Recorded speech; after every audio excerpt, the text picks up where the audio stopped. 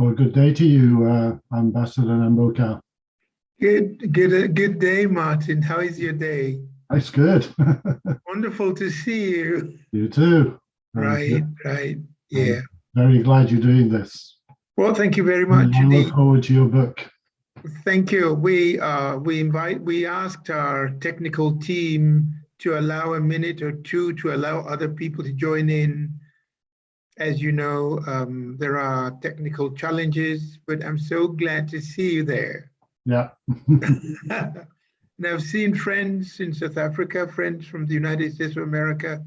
Michelle, I saw your little word. Thank you for being there.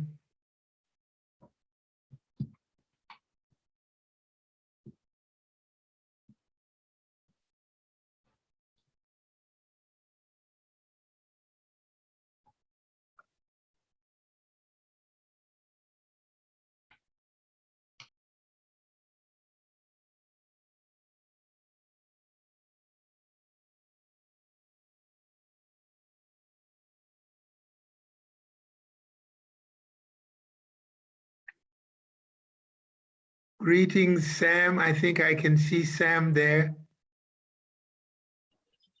Greetings to you too. Thank you very much. It's a pleasure. Nice to see you. Nice to see you. Yeah, so nice, so nice. How is home? Oh, it's fine. Thank you very much. Wonderful, wonderful. Yeah. Yes, It's technology. lovely, really. Yeah. Beautiful. Technology should be given many cheers. Indeed. Yes.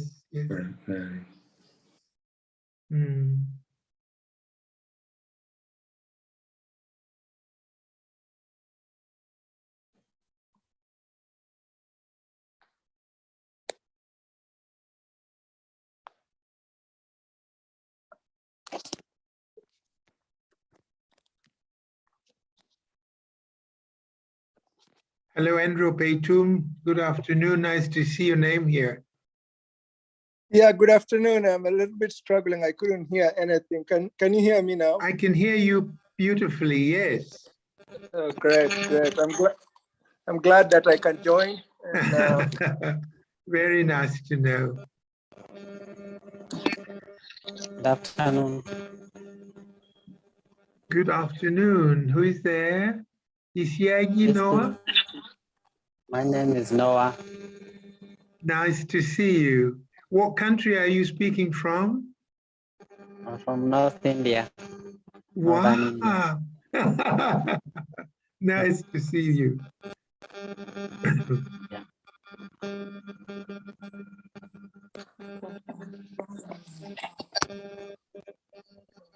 yeah.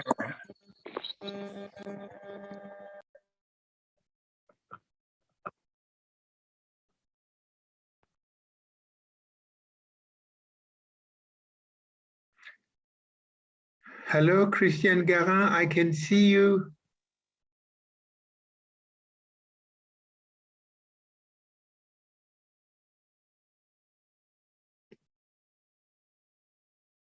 Professor Oswald, good afternoon, sir. Hello, brother ambassador. I'm so How happy. Are you? I'm very nice well. To see you. I'm so happy to see you out there. How is home? Home is fine, and congratulations. Well, thank you very much indeed. It's all your support that brings us here. Oh, it's a pleasure. We really look forward to a lot of goodies. Thank you very much indeed. You've got all the goodies down there. We're waiting for them to come forward. Oh, let's hope so. Yes. Oh, thank you so much. We've got some friends from the United States of America that haven't yet shown here. We hope they will join us. It's at night in their place.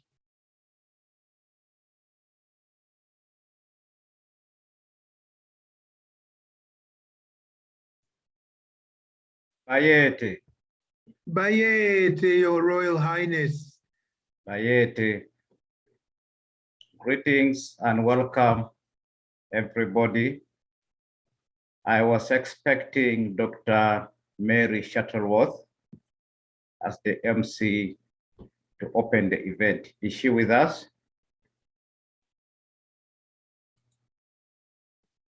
Is Dr. Mary Shuttleworth with us?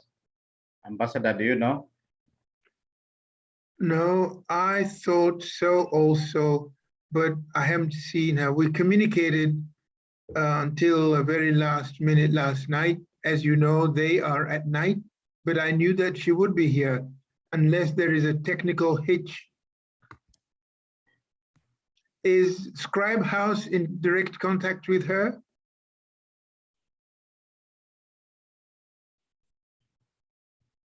Crystal, are you with us? Crystal, are you with us?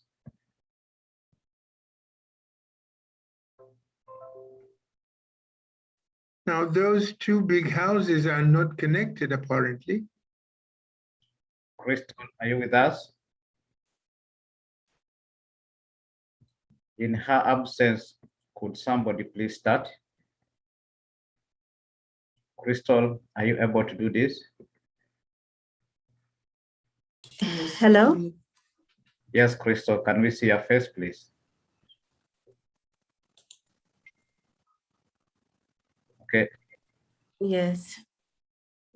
Hello, everyone. The team is reaching out to her right now. We were also in touch with her until last night, so we're just checking with her again right now. Thank you. Is Frank with us? Frank is with us. I can see him. Frank Davis.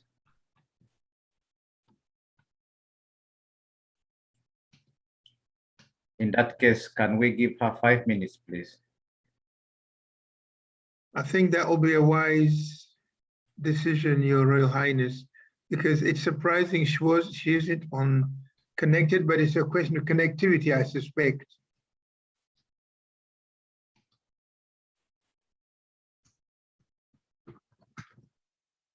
We Want 2021 virtual conference will be held live on Zoom October 7th, 2021, starting at 12 p.m. BST and 2 p.m. EAT. The conference will culminate into an online discussion and launch of the book Dreaming of a New Africa, authored by IDO International Vice President, Ambassador Ireneo Namboka. I think we need to work harder than we seem to be doing. Otherwise, the children we have and the grandchildren we will have will be very miserable beings, a bit going back to the slavery that had preceded 100 years ago. Expect great insights and presentations from our distinguished panelists.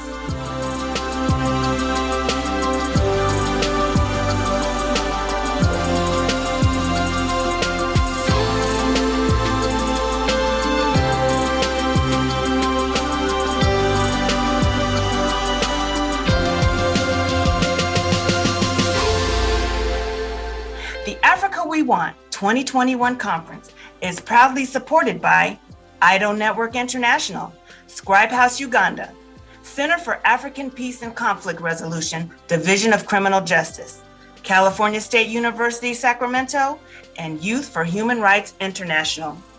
To register in advance, email IDO at info@idonetwork.org or give them a call at country code 44-751-211-3631 or email Scribehouse at info@scribehouse.ug or calling them at country code 256-781-887520.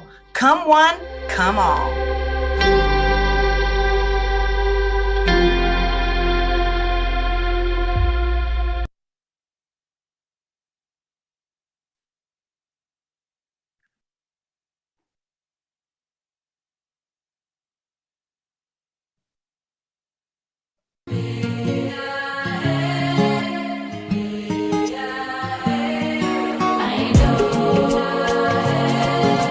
IDO Network International invites you to our 3rd annual convention, due to take place from the 27th to the 31st of October in Ghana.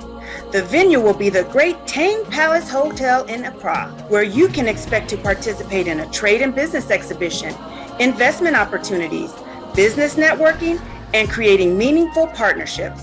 A cultural and tourism adventure to the Cape Coast Castle, all leading up to the historic launch of the Journey of Healing and Atonement.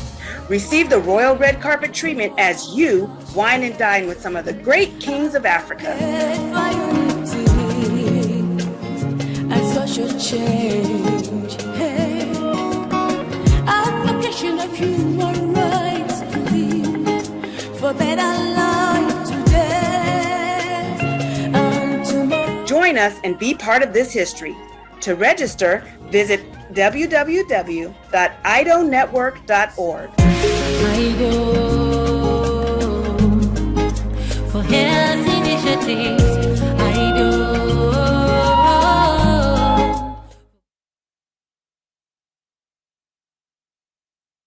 Enough of them stairs up. Enough of them stairs up. Enough of them stairs up. Talk them a talk, no action fi back. Enough of them stairs up. Enough of them stairs up. Enough of them stairs up. Chat them a chat, me no pay that, no mind hear that. Empty barrel a make nice dog. Them a no nobody, them a no nobody. Yeah. Can't step to the president. All of me dogs, them a be a mad smaddy. Have a one piece of metal and a post dog. You know bad man from nowhere. You must see the whole of your life, cause it not work if you step to me. Enough of them stairs up.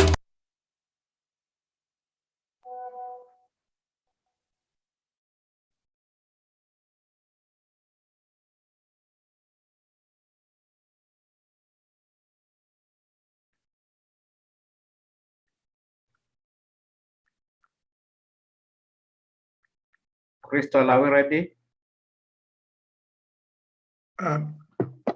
Your Royal Highness. Your Royal Highness. Yeah. See, we had planned the conference to start not with the launch of the book where Crystal would be central, but that Dr. Shuttleworth was going to lead the discussion on the theme, not the book to start with, rather the conference first. And so the absence of Dr. Shuttleworth is very troubling, because it was supposed to be that conference with all the panel of speakers and all this. Now, I'm supposed to be the chair to that conference. I may probably beg Your Highness to allow me to introduce myself and introduce the panel of discussants and the theme. Please go on. Thank you, Your Royal Highness.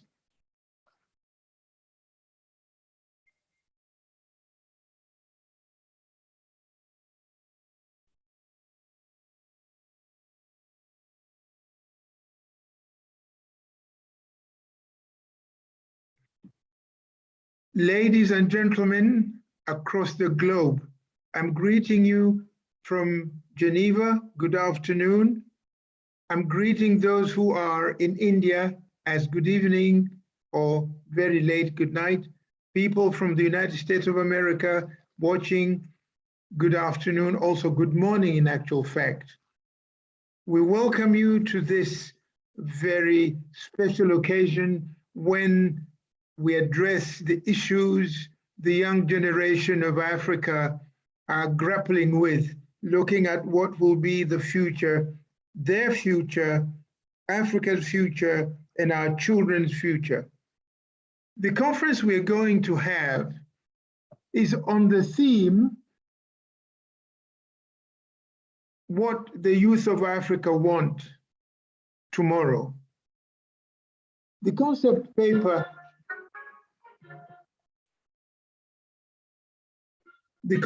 paper runs like this. Africa's worsening impoverishment, risky political succession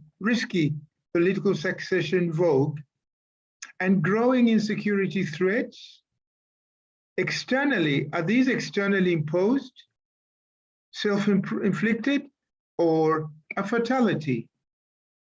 The thought that came before this conference we're going to attend, the concept run like this. For most Africans today who were young children about 50 years ago and witnessed the euphoria of independence, freedom, or as you may say in Kiswahili, uhuru, that euphoria, it was happening as if today the world would be a perfect situation. So those people who are young people that time are today in their 50s, 60s, and 70s. Now, one such question to ask is, was Dr. Kwame Nkrumah mistaken when he told African leaders that you should seek the political kingdom first and the rest would follow? We are a half a century after most countries achieved political independence. Most of their citizens live on less than $1 a day. Many are exposed to risks of being brutalized, arbitrarily imprisoned, or sometimes even killed if not made to flee from their own independent countries. Ironically, both ordinary citizens and governments turn to former colonial powers to explain why things are running the way they are running. Is political freedom or independence turning out to be just as harsh and dehumanizing as the worst conditions Africans knew and were subjected to when they were under colonial rule? If the answer to this last question is yes, then Africa's present generation must decide, the youth must make up their mind whether they can change these conditions by an effort to rise up from where earlier generations, my generation, failed, or continue to live in pity, self-pity, blaming others for the deplorable conditions. So the discussion we are going to hold now aims at articulating three main questions. People who are going to discuss shall be invited to reflect on those questions and contribute towards a roadmap for Africa's young generation for a happy Africa tomorrow. Now, we have discussants who will be sharing about an hour in total. And those discussants, as you have seen on the boards that have been shared, are in a number of about 4 or 5. I'd like to request that we hear the message from a very useful African, the granddaughter of Bishop Desmond Tutu of South Africa, another living senior African personality whose thoughts should inspire us as we discuss what we are going to be saying to each other. Please, the technical team, could you play the message Archbishop Bishop Tutu's granddaughter sent to us to share as we discuss this message. Technical team, please.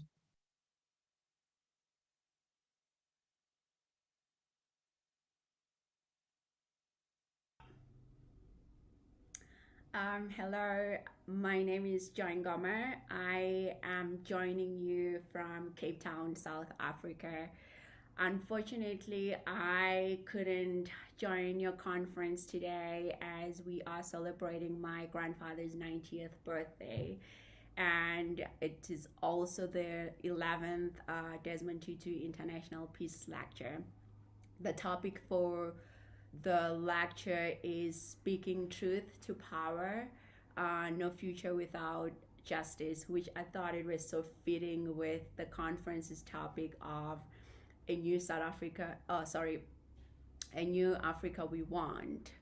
I'm sorry I couldn't attend, but I am super excited to read the book, The New Africa We Want. I am really looking forward to that. So today, more than ever, I am reminded that as an African child, I stand on the shoulders of great African men and women. We all do.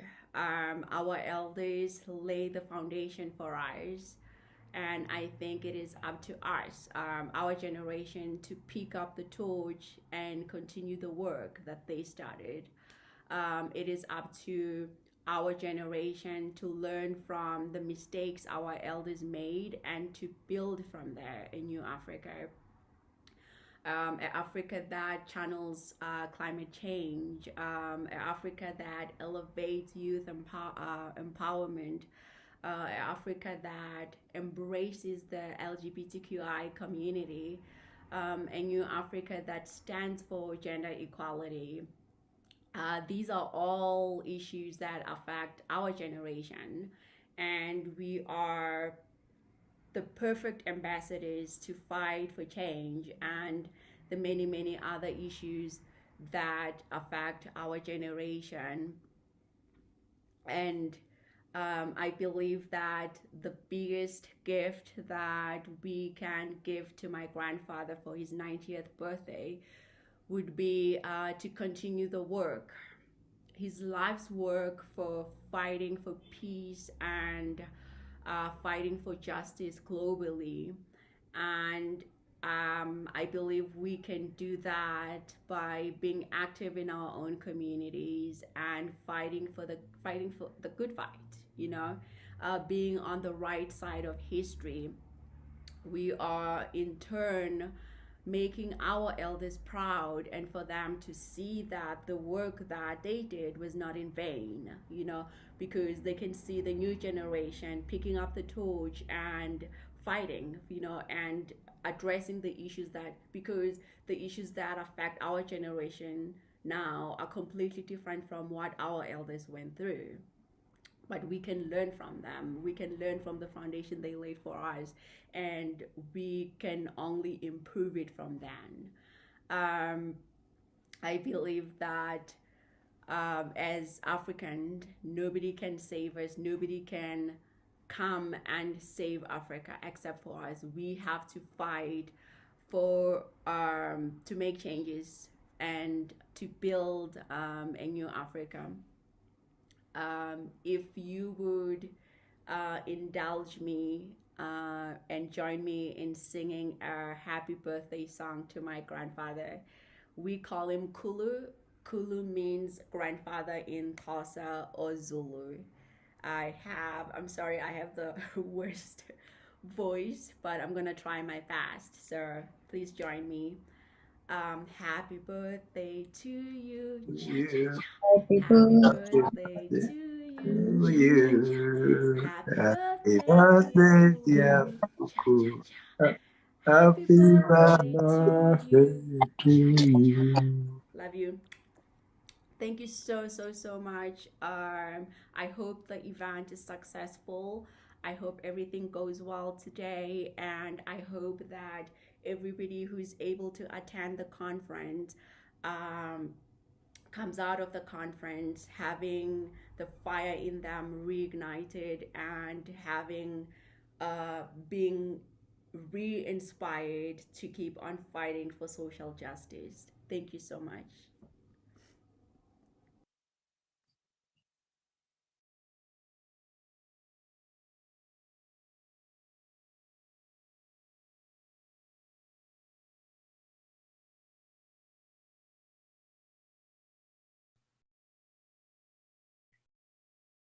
Are on this day have heard your message and your reflection. A few members are having difficulties to join. We have Professor Ibrahim Wani trying to connect. I don't know whether please Faith or Crystal could help in that. He is on the Ugandan route number, but he cannot quite join us. He's one of the very last speakers. After the message from the granddaughter of Archbishop Desmond Tutu, I have the honor to invite Ms. Abigail Endale, Model African Union NGO in Ethiopia. Please, could you make your statement?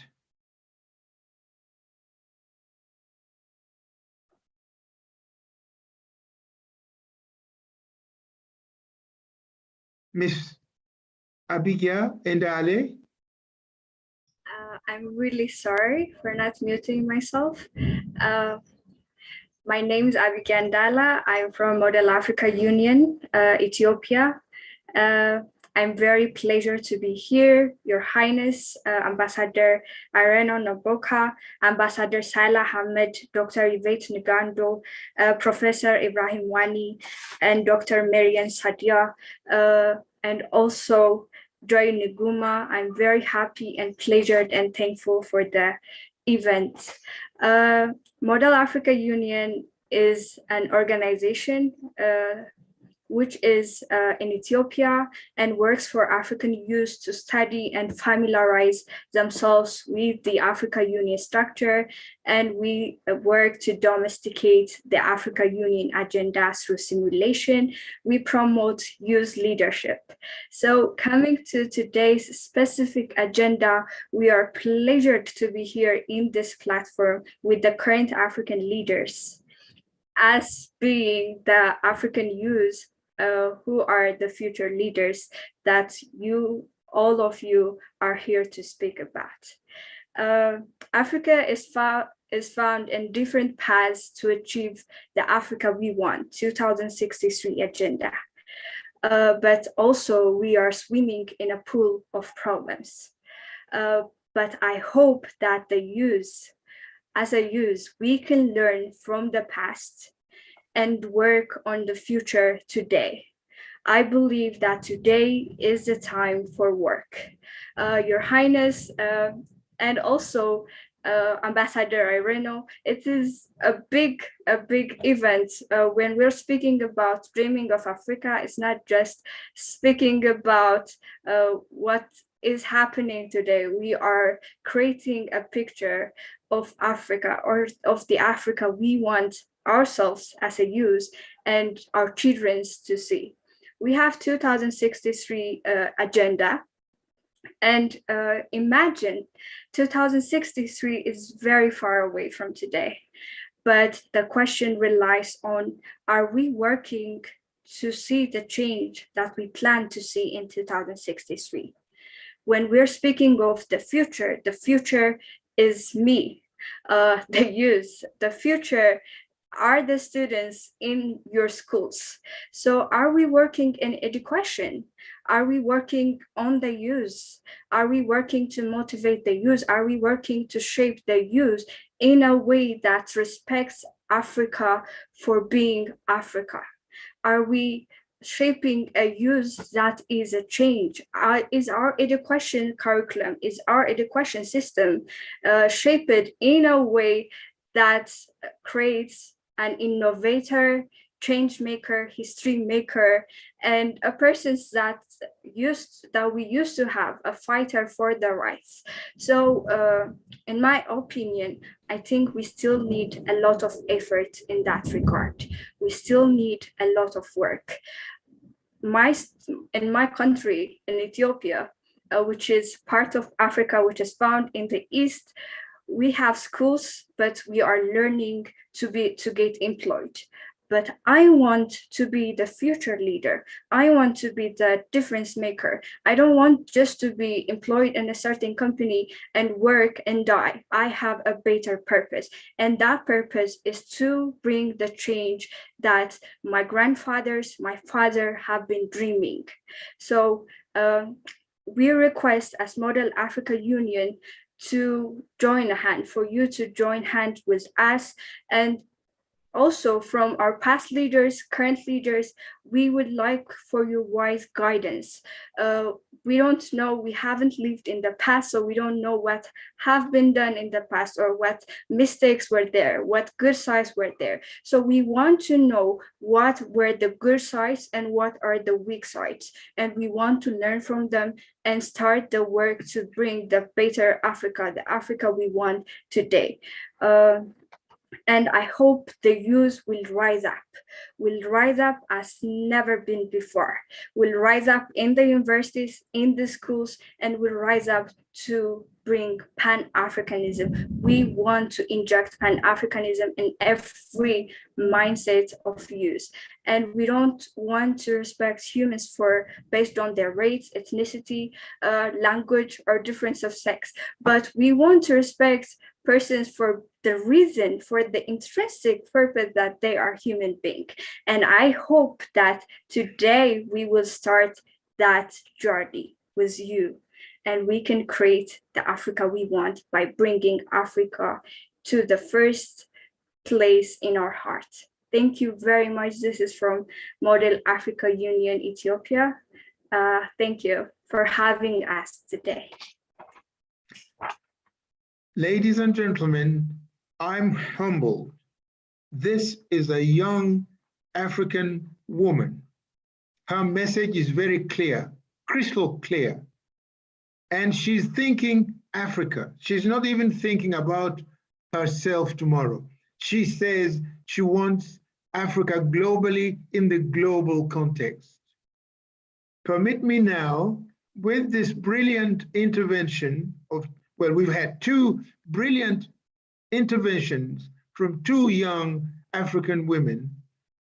Allow me now to call upon His Excellency Ambassador Salah S. Hamad from the African Union Governance and Human Rights Department. Your Excellency, Ambassador Salah Hamad.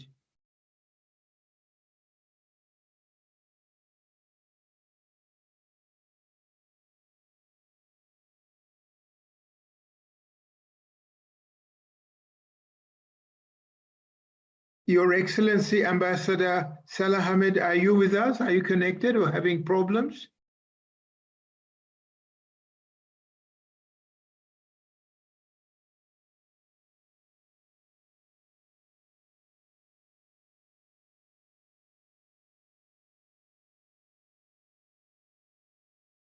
As we wait for Ambassador Salah Hamad, allow me to call upon Dr. Miria Shahid Mohammed, founder and director of Aret Academy and the SDG from Geneva. Please, Dr. Miriam Shahid Mohammed, your intervention, please. Thank you so very much, His Royal Highness Paul Kunda, His Excellency Ambassador Arino Anambuka, very distinguished panel, and our dear audience members. My humble greetings.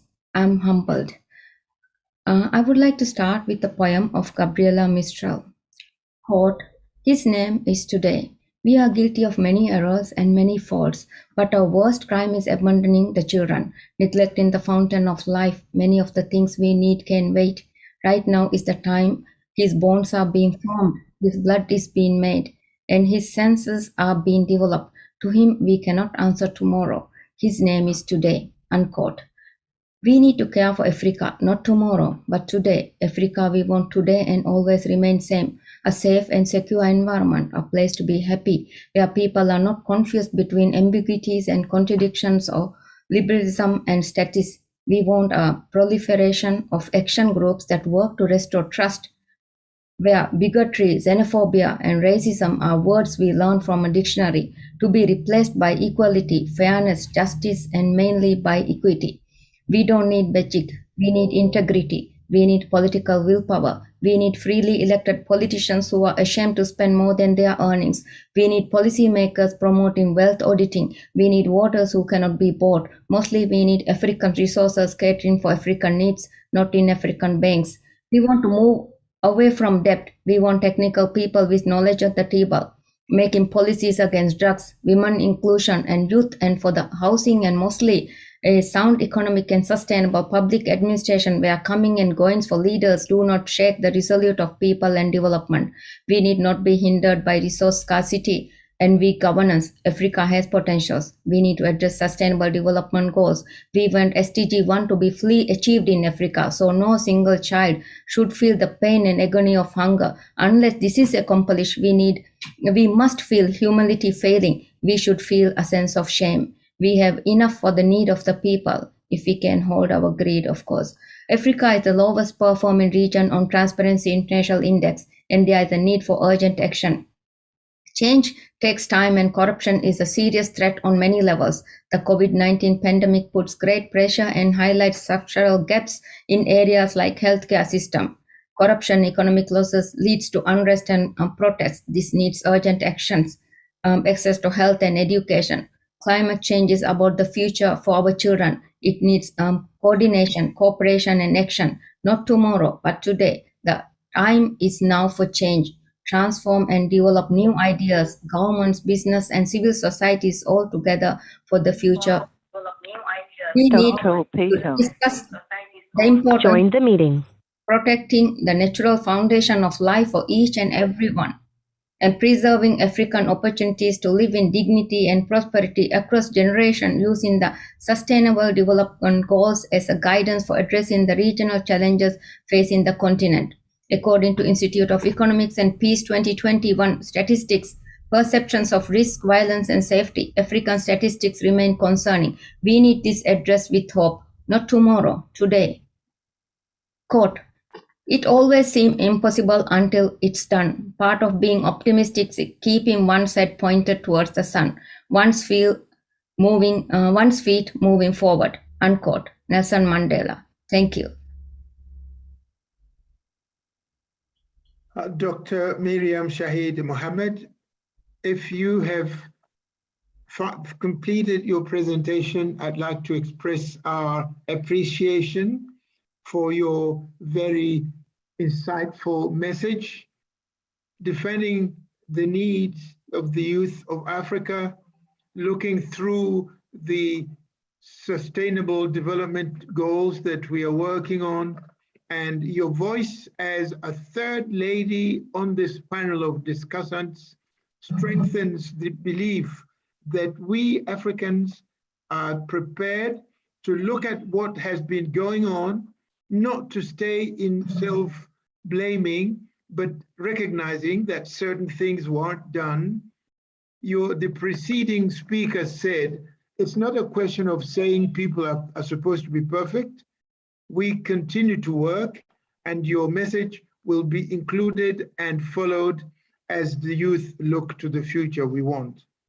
Thank you so much again, Dr. Shahida Mohammed. I had a message that Dr. Shuttleworth is having challenges logging in, and she's following this conference via YouTube. The same problem is going on with our should-be next speaker, Professor Ibrahim Wani, who is having challenges logging in.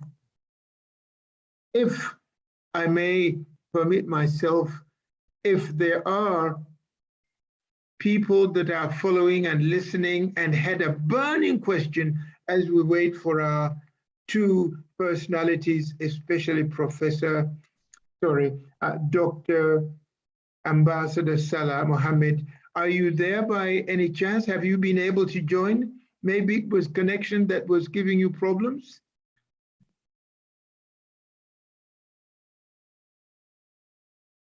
His Excellency Ambassador Salah S. Mohammed of the African Union, have you been able? We're lucky. Professor Ibrahim Wani has managed to join. Professor, sorry about the inconveniences. I've seen you logged in. We would welcome you starting now, your message to gain time. Are you there for us?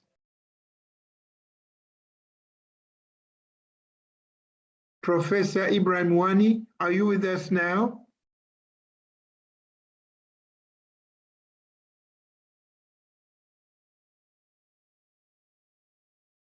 I don't know whether our technicians can see on the screen. He just came in and I clicked on let him in. It's in, Your Excellency. Professor Ibrahim, can you hear us?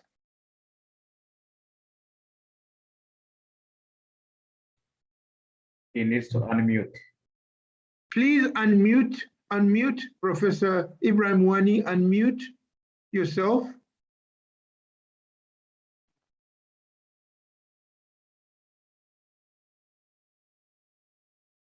Now we Can have you hear me now?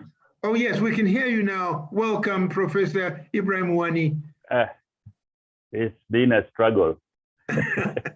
You never fail, I know. Can you hear me? Yes, we can Oh, hear you my loud and goodness. clear. Yes. Please go ahead with your message because Ambassador Hamad is not yet here. Kindly go ahead with your message now, Professor Wani. Okay. Thank you very much, Ireneo. Thank you for inviting me to participate in this dialogue. It is a bit challenging to speak without having heard what the others have to say, for fear that I might contradict or repeat what has been said before. But I'm going to limit my message to maybe 4 or 5 key. I'm being asked to turn on my video, Right. but can you see me now? Yes, we can see you My now, lighting, Ibrahim. my lighting is very poor, and I'm not sure that the bandwidth in Juba can allow me to have pictures on. So if it disappears, please bear with me. Thank you. As I was saying, I'm going to try to focus on just 4 or so very general points. My first point centers around our experiences with the COVID pandemic over the last, I guess, nearly 20 months. It seems to me that really more than anything else in recent history, COVID-19 has revealed just how far we have descended, and I think the depth of our problems. I know you implored us, this is not the moment for diagnosis, we need to be thinking about solutions. But I think whenever you look around, it is very, very clear just how deeply we have descended into an abyss, whether it is with respect to issues of government institutions failing, the failure to deliver services, the issue of unemployment, the depth of our inequalities, both our inequality versus the rest of the world, but also within countries, the issue of corruption, you name it. I think it has sort of been amplified multiple times during the COVID pandemic. Now, to me, that suggests, some people have said, well, let's look at us as an opportunity. But it cannot be an opportunity unless you do something drastic about it. And in my view, what we need is a real sense of urgency. One of our primary challenges over the last few decades, I might say, is I think the fact that we shy away from critical dialogue, from critical inquiry about the state of our continent, the state of our individual countries. If you criticize, you are called an Afro-pessimist. We tend to celebrate rather furious, insignificant victories. And I think we set the bar too low. Not only do we set the bar low, but others set it low for us, and we accept that as a phenomenon. And in my view, unless you really have a very critical perspective on your challenges and where you stand, unless you begin to approach it with a sense of deep self-introspection, and you take upon yourself a sense of urgency, you're not going to be able to. So if we're going to take COVID as an opportunity, as a time for a reset, it requires us to have a totally different perspective, a different way of looking at the challenges in Africa, and perhaps just ask each one of us, individually and collectively as well, what do we need to do differently? Business as usual isn't going to cut it. And I think if we don't do something dramatic, the gap is going to grow even wider. One of the points that I wanted to emphasize is the issue of engagement.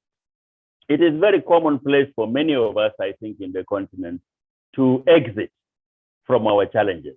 If you have an opportunity, you travel out of the country. Those within the country would rather shy in their corners and do on. One of the things that people said at the beginning of COVID is, oh, for a change now, we are all going to be able to confront the challenges together because our elite, our political leaders will not be able to pack up and go to Germany or France or Britain or the USA whenever they need medical treatment, and therefore to avoid the abysmal state of our health services.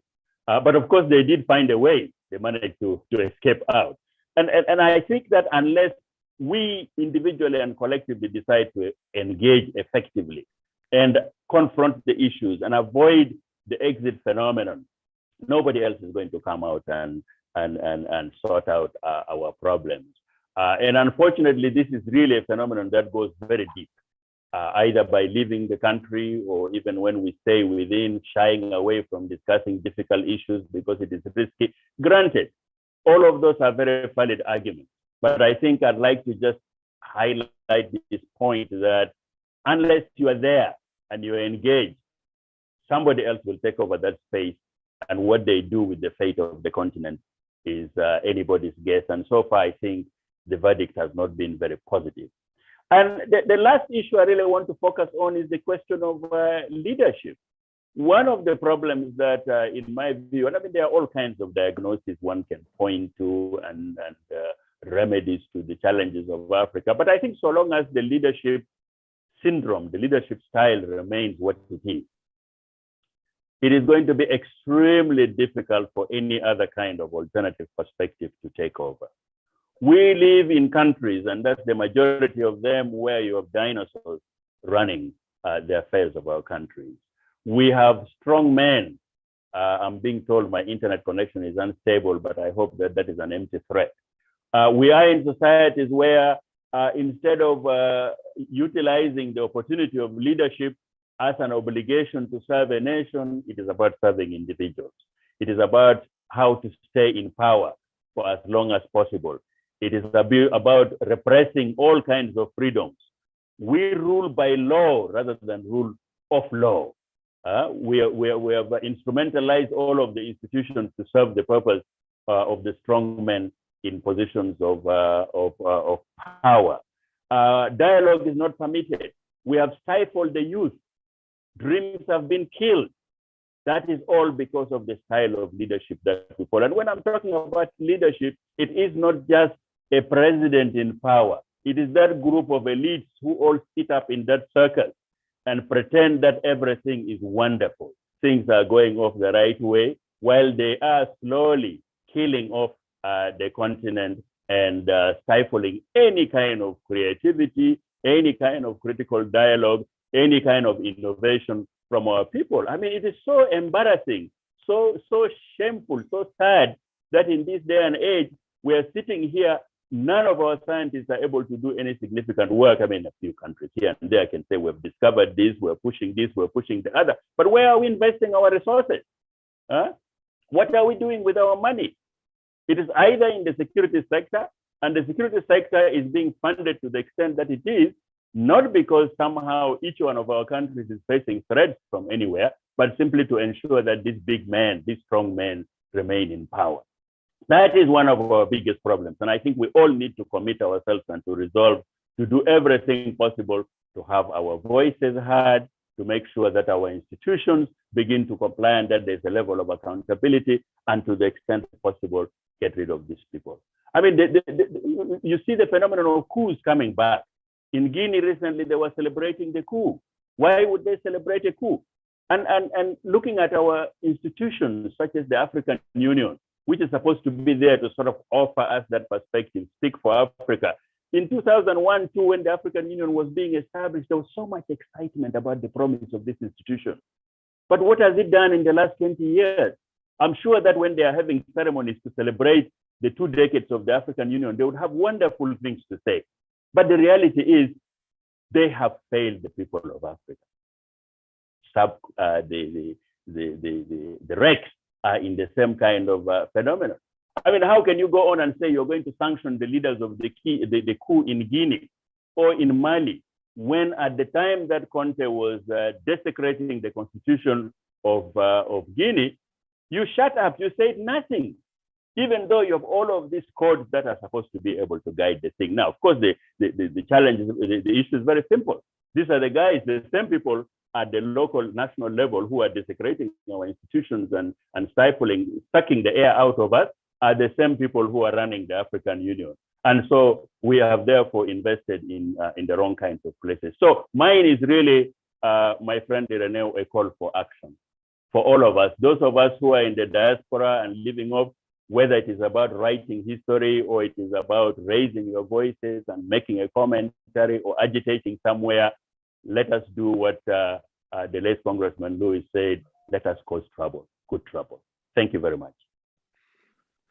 Thank you so much, Professor Ibrahim Wani, for your frank and straight message, both to those of us that are holding places of responsibility on the continent. We say these things with full respect, but with frankness also. It's our responsibility because being quiet when things go wrong leads to problems like the people in Guinea now torn between wanting to say it's okay, the president left because he had changed the constitution and stayed in office, and those who have taken power without necessarily going through the constitution saying we had to do this. We need to be frank, and our big bosses, our leaders need to have ears that are really open so that advisors don't tell them what they want to hear, but what they need to hear. As civil society people, we get together. The future of our children, the future of our grandchildren is more important than having a big Mercedes-Benz for ourselves, because Africa was a rich, beautiful place everybody was crying to go to. Now it looks like Africans are running away and dying in high seas, trying to go to greener pastures because things at home aren't good. We are joining those people in office to look critically at what hasn't worked in order to chart a way forward for the children of Africa. We want to leave these children in an Africa that is proud, in an Africa that is secure, in an Africa that has health, and things don't look like we are leaving them that kind of Africa. Thank you again, Professor Ibrahim Wani. Now I'm going to ask whether His Excellency Ambassador Hamad Salah has been able to join us. We have many people having difficulties logging in. A friend from France, Mr. Frederic Chavana, just told me, but I think he's been able to join us.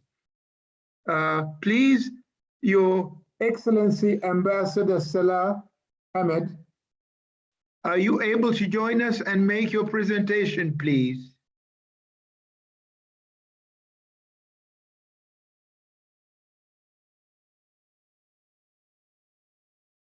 It's a pity we cannot link up with Ambassador Salah, but I can only say that we will be probably indirectly moving on after this discussion to some questions from those that are listening to us, unless His Royal Highness, the International President of IDO International, has a word to say as IDO is hosting this discussion. Dr. Mary Shuttleworth of Youth for Human Rights International has still had difficulties joining us. I've requested that support be given to her. The Office of IDO has tried, they've given her another connection, but she doesn't seem to have joined us yet. We still hope she'll join us during the next session of our discussions. But for now, Your Royal Highness, you may wish to have a word before we open the floor to others to use about 10 minutes of comments or questions. Your Royal Highness, please.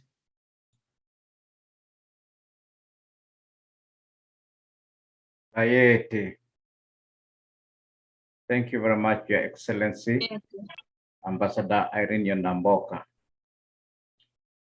I would like to appreciate each and every speaker. You have spoken frankly.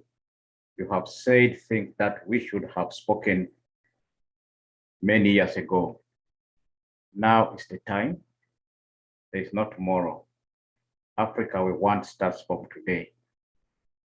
I am pleased the young people are here and they are trying to toil the path that we want to go.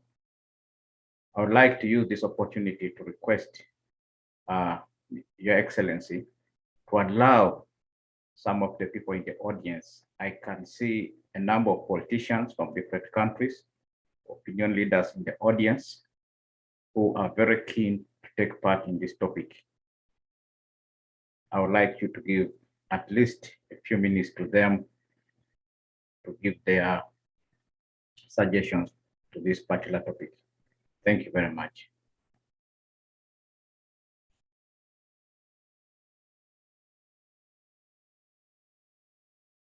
Please unmute. Thank you very much, Your Royal Highness, for your kind words and allowing that our brothers and sisters who are in the audience have a word. It is for us a duty and a sign of respect that those of our leaders who had time and decided to join us do share their thoughts, because Professor Wani said we want people to listen and to hear messages that come from ordinary Africans, wherever they may be. So yes, we welcome. Now, I know that the people that are technicians are on your side, Your Royal Highness. Let them allow people one by one. I do not see them from my screen, but they are most welcome representatives from the leadership from different countries we have on the continent. Please, you're most welcome, and we respectfully invite you to say what you have to say to this audience. Thank you.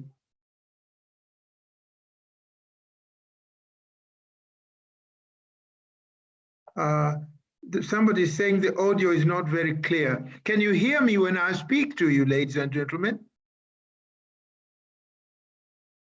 We can hear you clearly. Yes, we do. I can hear you very well. Yes. Thank you very much indeed. Please, let's gain time. Let's use time effectively. Just show your interest and you'll be led to speak. Please, let's move on. Thank you.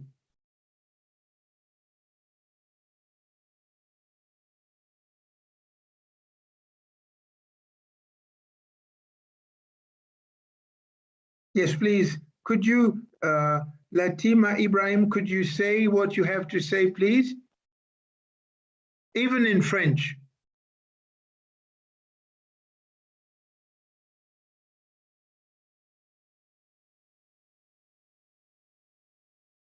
Hello?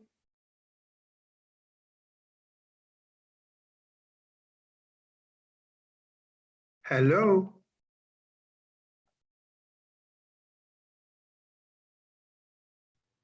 Kindly put up your hand and unmute your microphone. And we should probably do this rather quickly because time is running and silence is downtime, like in a factory.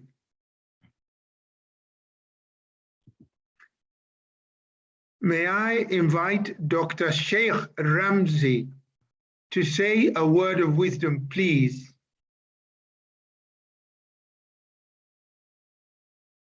Dr. Ramzi, please.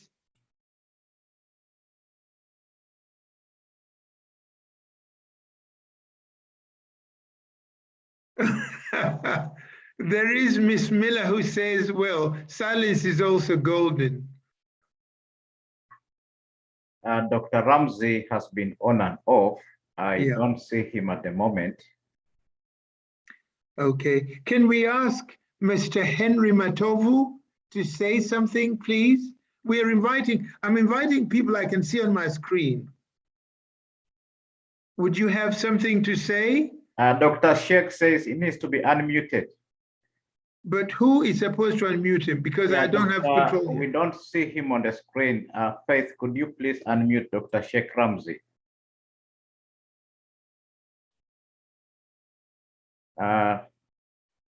Yes, he's muted. He can unmute himself. If he hears us. Yeah, he can hear us. Dr. Sheikh, please unmute yourself.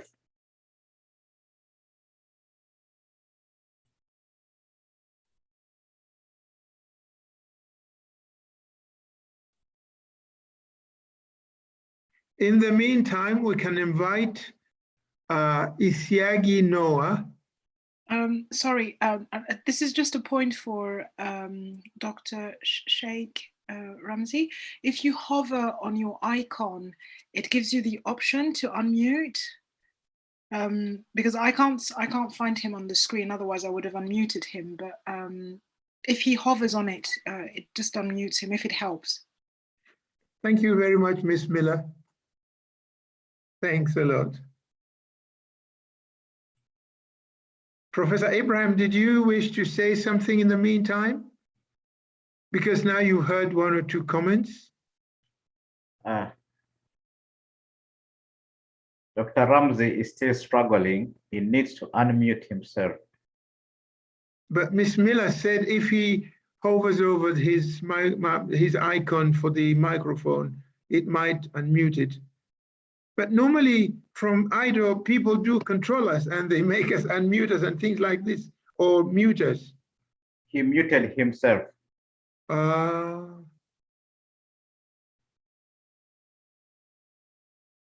Could you invite some of our very respected members who are from different countries that would have wanted to say something? Because that is important. Mr. Costine Okui, I think, would like to say something. Please.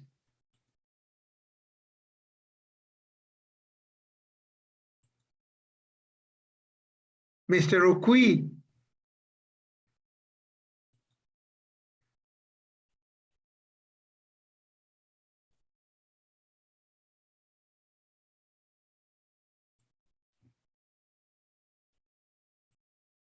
Is it sound problems?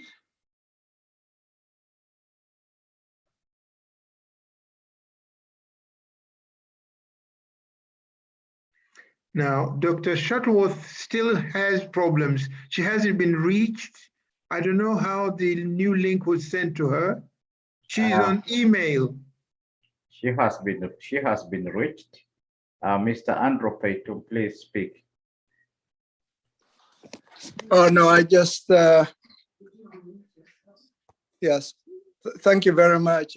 It was just an accident, but since I've been asked to say something, I'm not as knowledgeable as all the great people here been in the business world in the US. But what I hear a lot is a lot of conversation about, leaders and what we should do. But from my point of view, I'm noticing that Africa is absent in large corporate discussions. Even here, when corporations make decisions, it can impact a lot of life of living in the people here. So I see that there is various great competition for large corporations to be invited in any part of the world. China has succeeded in attracting a lot of large corporations, and that's what makes life better. And I don't see a lot of strong support for African corporations in where we want to be in Africa. So there are two areas we can focus on opening up. The corporations don't care where they go. They just care where they make a profit. And if we set it up correctly, we can make life better by inviting these large corporations.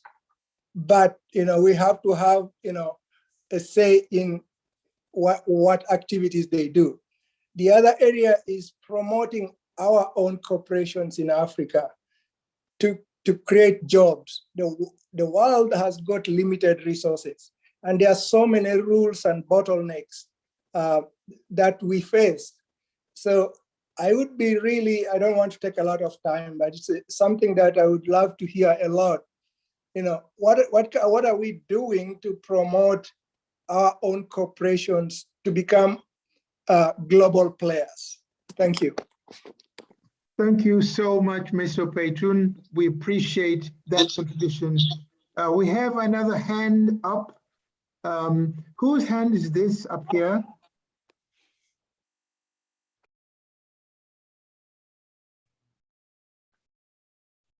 Oh, maybe it was Brother Peitun's hand, but I think there may be other comments, of course, that will be made in response to your kind appeal that we make our nations, our societies interested in promoting the activities of big corporations.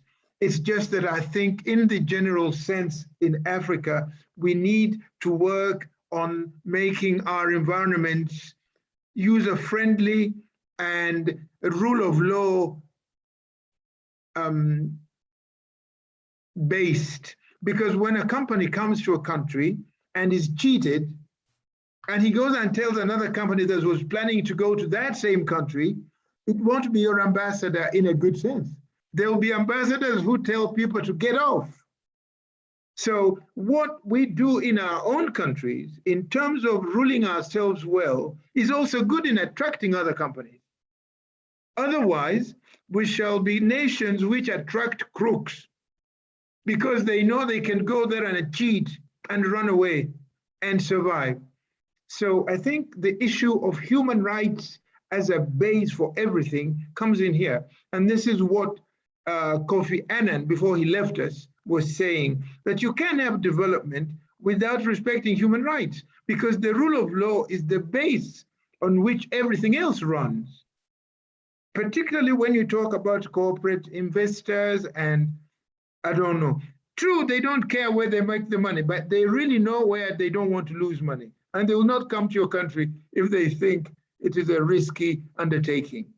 Thank you so much. I think there are more brilliant minds that can contribute to your very constructive remarks.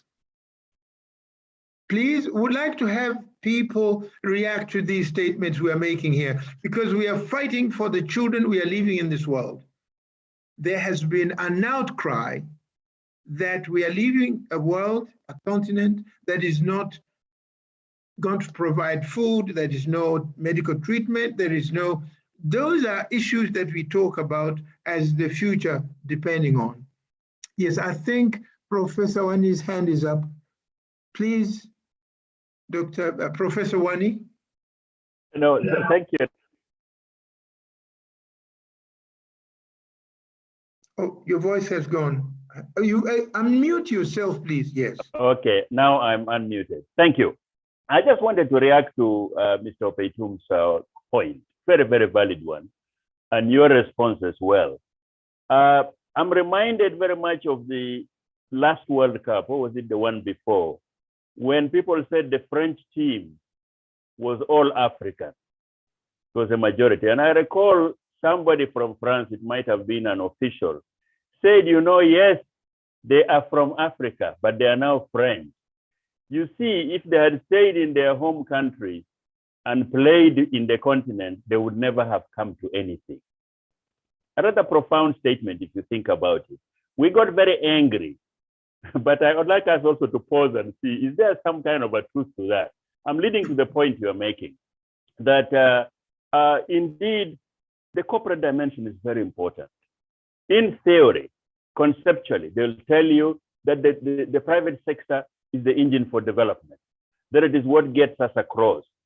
But of course, without that environment that you mentioned, Ambassador Namboka, it is not going to be possible for these corporations to come in. And I think statistics demonstrate very clearly that the kinds of industries that we attract are the exploitative type, who come in, they're either colluding with the power structure to exploit as much as is possible. We see that in the oil industry, we see that in the mineral sector and what have you. Or if they're not doing underhanded business, they're entering into areas where they can extricate and get their profits out of the continent as quickly as possible. Maximum profit, highest level of return, get out. Very, very little protection to our people, very little return. The kinds of employment that is created is not the one that can transform anybody's life at all. So I'm fully endorsing what you say, that really it starts with the kind of environment that we create at home and our ability then to project from there and come and engage internationally. You have to set the standards and the requirements before they come in. There are so many Africans out there doing wonderfully. That's why I started with the football analogy. So many Africans, when they step out of the continent, they do great things. Why can't we be doing that at home? And I think that is one of the questions we need to really focus our heads on. Thank you. Thank you so much. The young lady from the African Model Organization at Addis Ababa, please do say something after Professor Wani. Our young lady. Yes. Yes. So thank you. I just wanted to add on something that was proudly spoken by Professor Ibrahim. So that is what the youth is speaking loud about. We want African leaders to be honest and frank, and we want African leaders to learn from their mistakes. African leaders, when we say African leaders, they have stayed for more than 30 years in one position, or could be less. But they have learned a lot within that process. If a country is still in the same status as it was before, then there are some changes that needs to be made. And as a youth, we want African leaders that are in the position currently to make the changes and to be frank and to learn from their mistakes as well. The other important point is, as a youth, I believe that we can make the change where we are. We don't have to go out from our country to bring the change. But please, bring qualified education in our country, bring a qualified system that enables us to be empowered in our country. We need those changes in order to make the change that we're speaking about. There is a struggle in here. There is a problem in here. The system, we need to change the system for us to be in our country. I believe still that it is not an excuse to go to another country. I believe that as a youth, we still can make the change. However, African leaders must think about it because they are still in the position. But if we like wait for ourselves to get the opportunity, to get the power and to get the system, then it would be late. We would have to run, but now they can walk. They can work to make the change. So this is more of a request. And I really appreciate the point that was raised. It is very essential. Thank you. Thank you. Thank you very much once again. We have in you a leader. And leaders do not have to be 100 years old first. I think that Joan of Arc in the French history was a 19-year-old girl who beat off the British from France in a war that had been going on for so long. So youth is golden. It's not that you must be 50, 60 before you make sense. You're respectful to our leaders, but you want them to be listening. We don't have to run out of a country to help change things positively. Thank you once again. I'd like to permit myself to invite Dr. Ramsey. I've seen you, sir. Would you like to say a word of wisdom to our participants? Yes, Alhamdulillah Rabbil Alameen. I would like to greet you all with the greeting of Islamic greeting of peace. Assalamu alaikum wa rahmatullah. May peace and blessing of Almighty God be upon you all, especially the IDO and the IDO organization, which they have a very, very, very big and hard and strong task to get, inshallah, by the grace of Almighty God, all Africa together as a united. One or two words I would like to say, because I left the university to be here. You know, Oxford University. I was I had a student. I said I have to come back, go to my office, and be of course the conference, which is a great conference, and I'm sure the AIDO is a future of Africa. Now, but I would like to say one or two things which AIDO perhaps and of course everybody thinking about it. A prosperous country or prosperous continent should have the basic education, food, security, health, and unity. This is what make a successful country and successful continent, perhaps, inshallah. And I believe, of course, let me say, of course, I believe is in my heart, I believe, hand in a heart, which AIDO can do that, but it's a very, very hard job, very rough road to take it. But I'm sure the AIDO can do that if all come in and support the AIDO. Is in my heart. I'm not a future teller, but I can see, because with my experience, of course, Ambassador Nambuka said, we shouldn't be so old, but my heart is young. My thought is young, still with the young student in the university around, but of course the faces unfortunately getting old and graceful. Therefore, I would like to ask all the kings, all the queens, all the people from the bottom, from doesn't matter if you are a pauper or prince. All we are together. All we are human and human race. We have to get all together. Together, humanity and sake of Africa. No, I am sure the AIDO will be absolutely successful to bring the Africa, united Africa. One thing I have to say before you said, of course, Africa is not just slavery and poor and everything else. Africa got so much of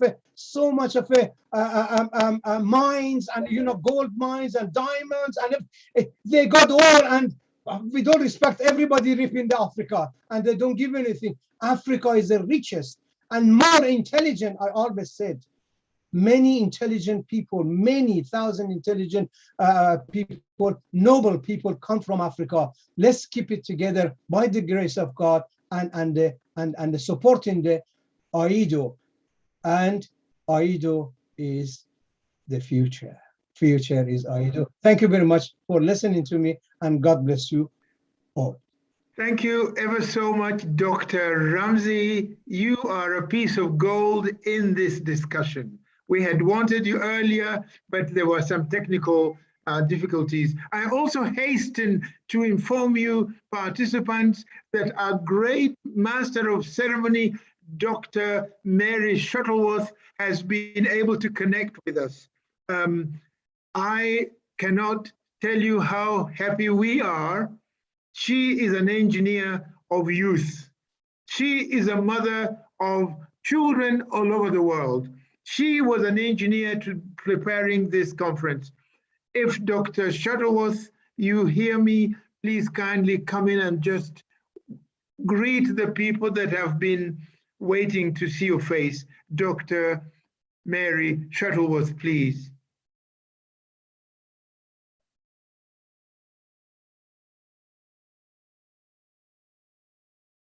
Dr. Mary Shuttleworth, please. No, I think she hasn't quite got connected yet. Do we have His Excellency Ambassador Salah Mohammed now?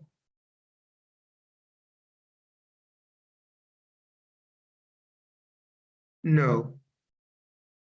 Mr. Matovu Henry, you wanted to say something, right?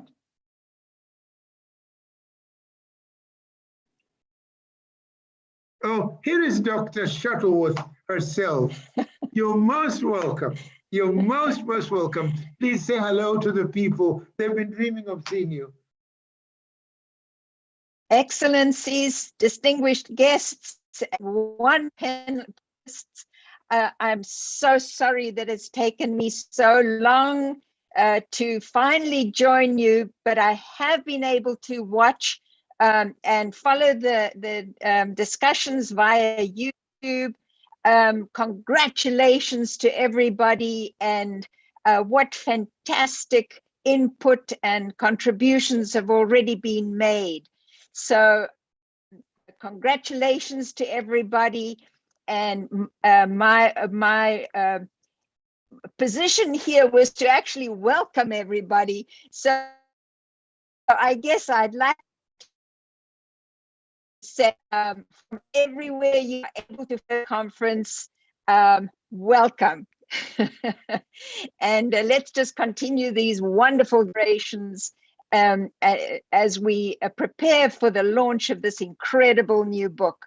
So thank you very much, Your Excellency, and back over to you. Thank you so much, Your Excellency. Thank you, thank you, thank you from the bottom of everybody's heart. We wanted the mother to be present.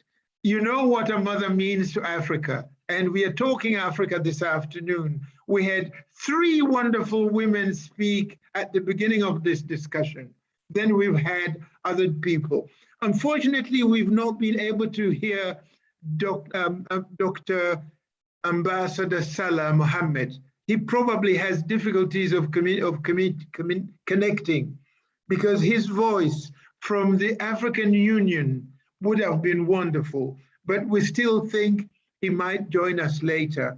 We're getting to a point where we will more or less close this discussion now. We are going to take about 2, 3, 4 questions, and then you'll be leading us to the actual launching of the book session.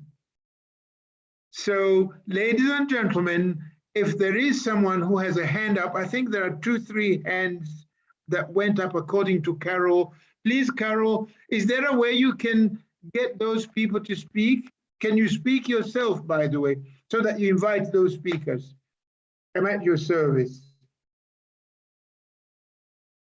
Please, Carol. Yes, good afternoon, everybody.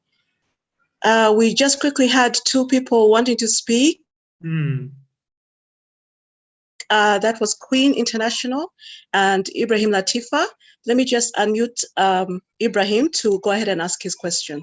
Thank you so much, Carol.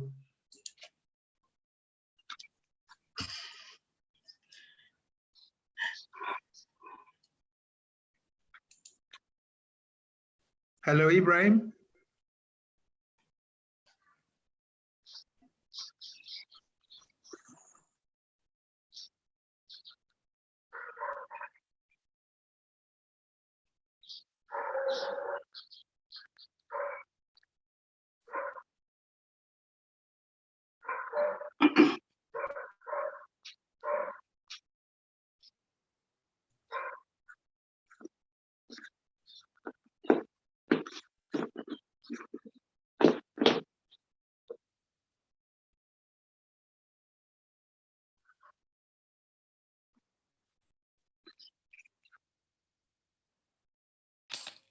Namuka, you are muted. You must unmute.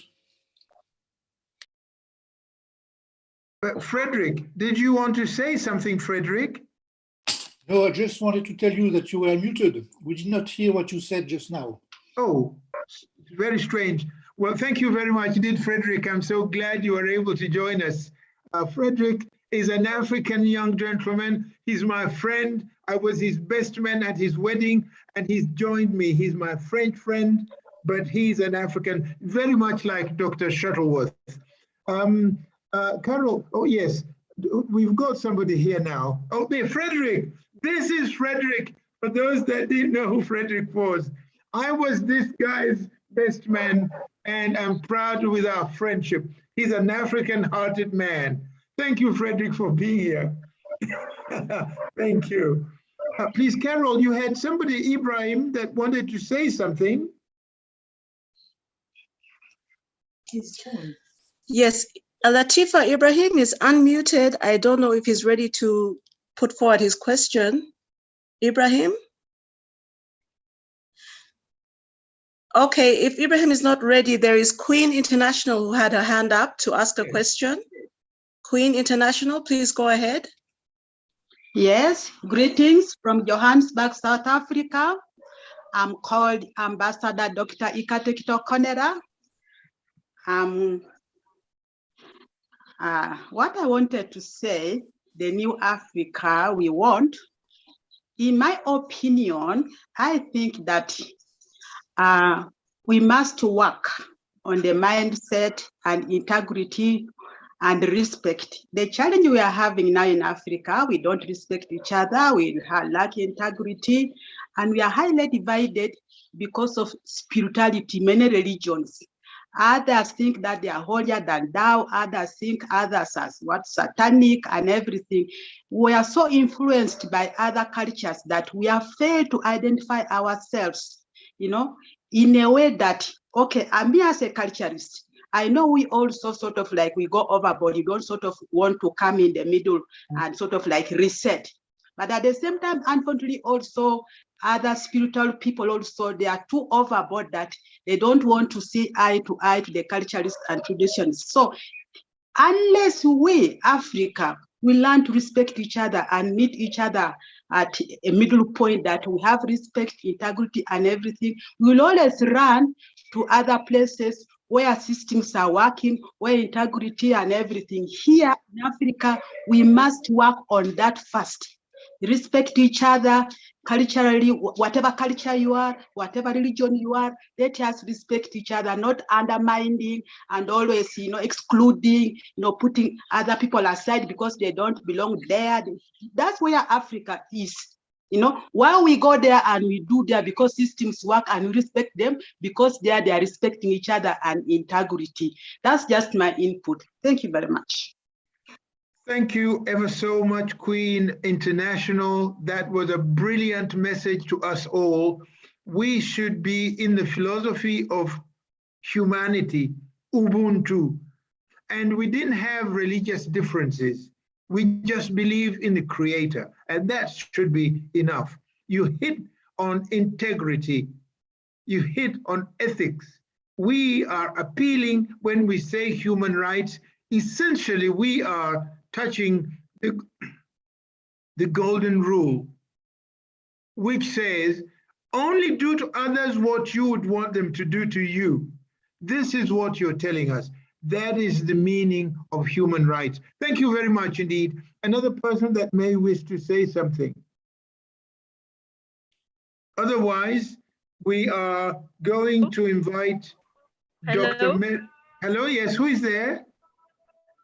Yeah, this is me, Latifa. Yes, please. Oh, yes. Can anybody hear me? Yes, we can hear you very well. Okay, thank you so much. It's really a great pleasure to be between all of the excellencies. And I would only would like to add some points. And I have seen some proverbs that I would like to add in this session, and it's very heart touching. It says, tell me, I will forget. Show me, I might remember. Engage with me, so that I will understand. It shows us that in this proverb, it's better for us to unite. Whether we are culturally diverse or even having multi kind of mindsets through all of our perspective.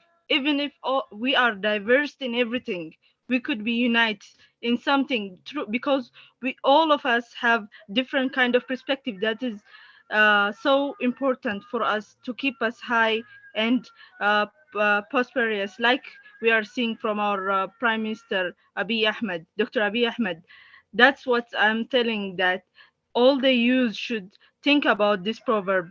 And it's really touching, and I think it's a better idea for all of us to think about it once while we are doing any other things. I will repeat it because it might be not hearable. Tell me, I will forget. Show me, I might remember. Engage with me. I want you to engage with me, that I will understand. It show us that when we be all together, working one by one, and that will show us how unity is so powerful, and through that we could achieve anything. And thank you for giving me this chance again. Thank you so much, young woman, Latifa Ibrahim.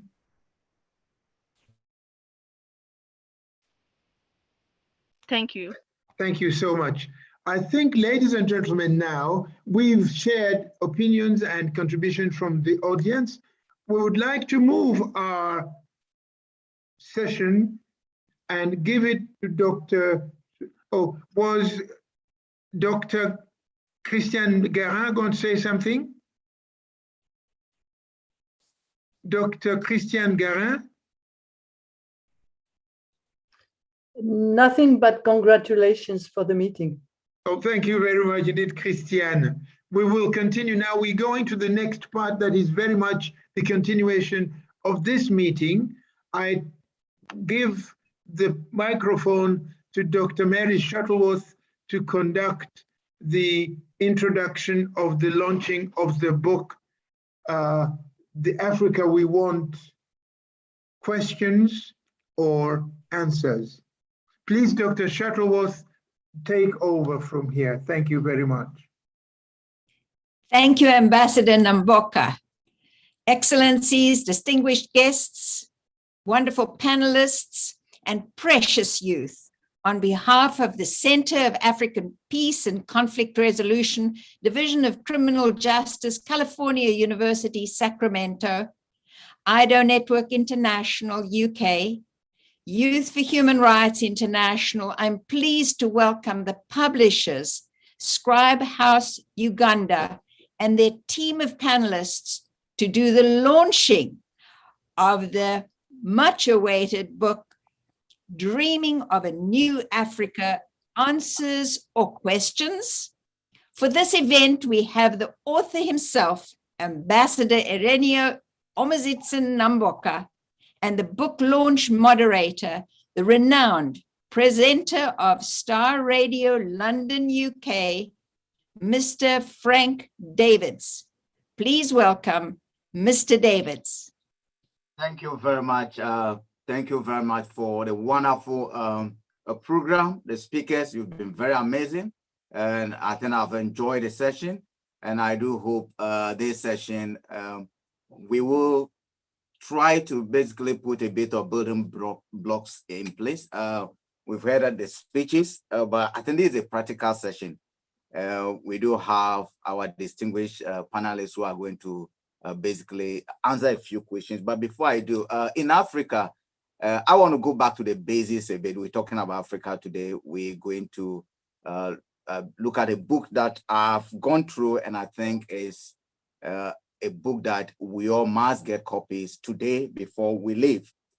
So let me go back to the basics. For those of us from Africa, when a chief and a king sends you out, the first thing you do, my dad would tell me, when you go, you greet the people first, because if you begin to deliver the message that the chief has told you to, they might not even hear your greeting. So permit me, ladies and gentlemen, to basically do my greetings in the way of a bit of small message, ask a few questions, and then I'll bring my panelists on for the questions and answers. And at the end of the day, we'll begin to take some practical steps to basically what we've been discussing about the African Want. The book is a good book, Dreaming of the New Africa. I think I love it. The title couldn't have come at a very good time.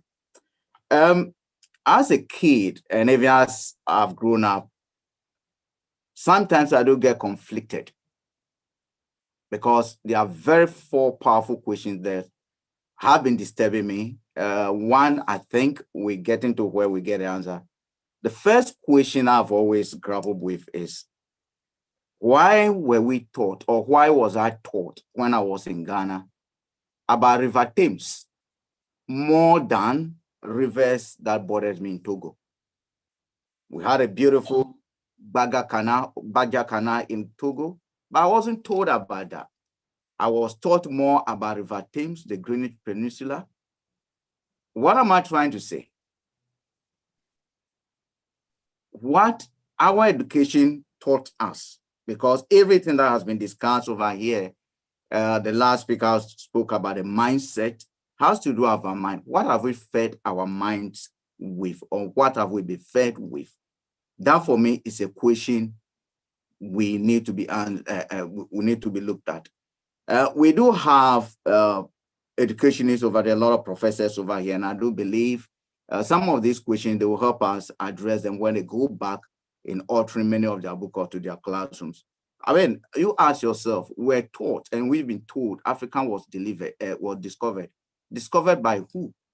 When my great-grandfather knew and was in Africa, tilling the land before the Caucasian met them. So the question is, the concepts that we've been fed with our minds, to what extent have they gone to affect the way we've looked at development? And I think we'll address those questions going forward. The second issue I've basically struggled with is, look, our education system is something that I think we have not basically taught enough of civic education, civic responsibility. We've been very good in bringing the way our society was set up, our family structures, our nuclear family structures, extended family structures. So we can go ahead, it's okay, I'm helping my brother, I'm helping my sister, I'm helping my uncle. If it's a community that, I mean, it's not modernized a lot, then you do have a lot of us coming together to do a bit of communal work and other things. But past that, when we get into public office, when we get into workplaces, where we do not have blood relationships, we do not have village clientele relationships, what do we do in our workplaces? Because to a large extent, in my view, it fuels corruption. Professor Lumumba argued and said, and I do agree with him, that we'll have chiefs, we'll have brothers and sisters who know someone in the public office is a thief, but they'll celebrate the person because the person is their own thief. That to me is something that also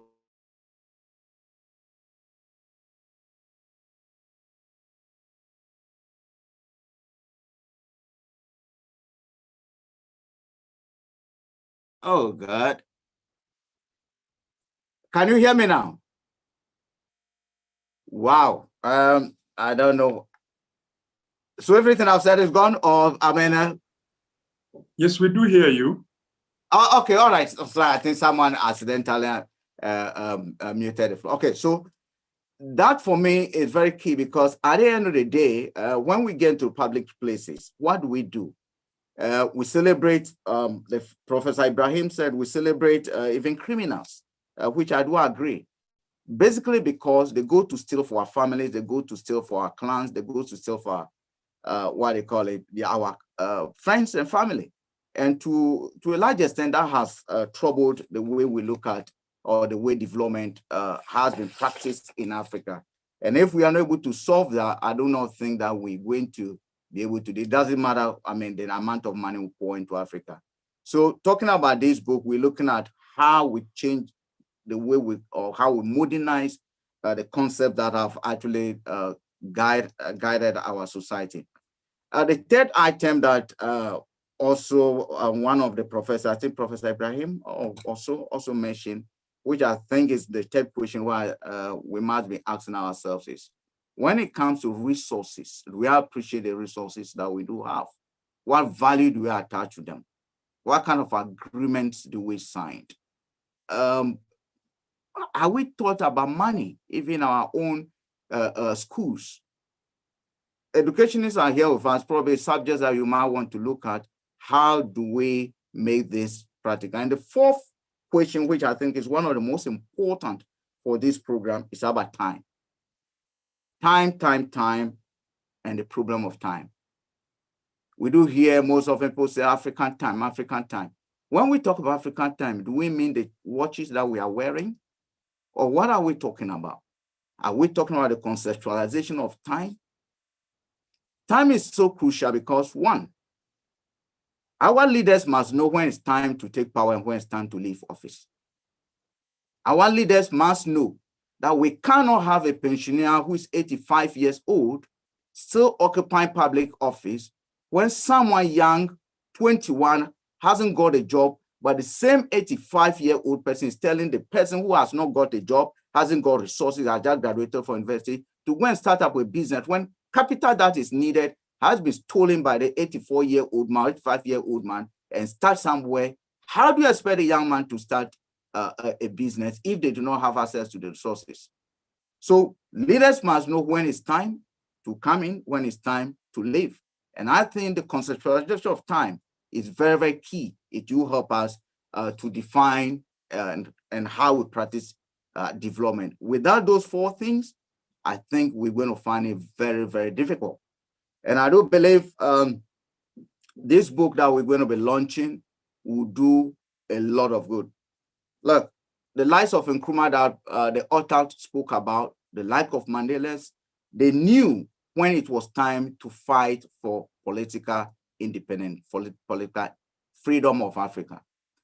So history tells us that Nkrumah was in prison, but the people of Ghana knew that it was time for him to lead them, and therefore they voted for him, even though he was in prison. He was later to lead Ghana to independence. Ladies and gentlemen, we can go on discussing this, but if we do not begin to change the mindset, and if we do not begin to have a second look at the way we have practiced development over time, we're not going to go ahead.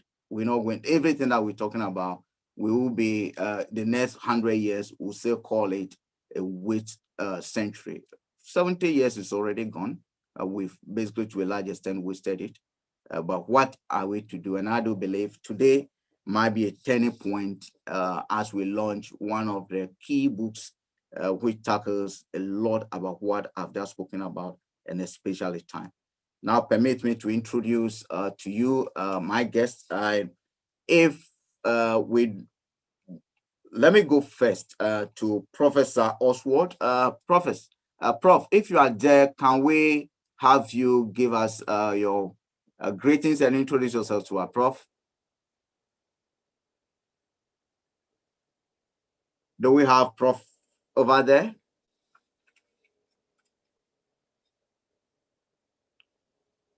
Right. I do not think we have Professor online yet. Okay, we'll move on. Do we have Mr. Samuel Musumbe over there? Yes, I'm around. Good. Please, kindly introduce yourself to us, and I'll introduce the other panelists, please. Okay.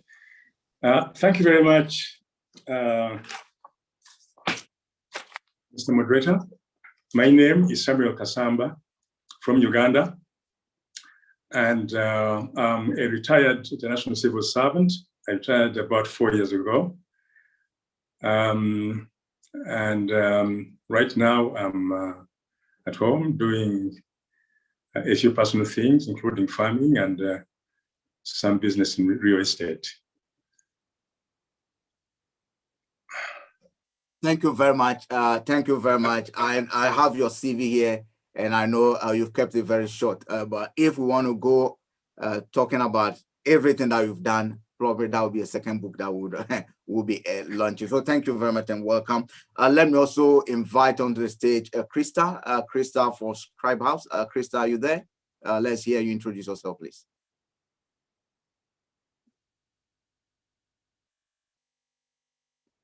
Do we have Krista? Sorry, I'm here.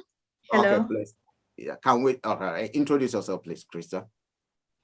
Okay, my name is Crystal Butunji Retanji Bazirake. Yeah, and I'm the publishing director of Scribe House. Thank you very much. And finally, let me introduce the author himself.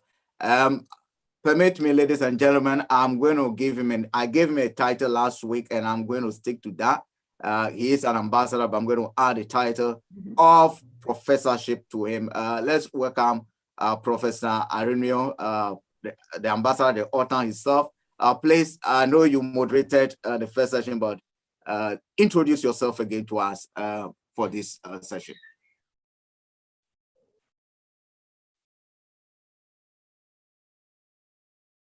Professor, please unmute yourself.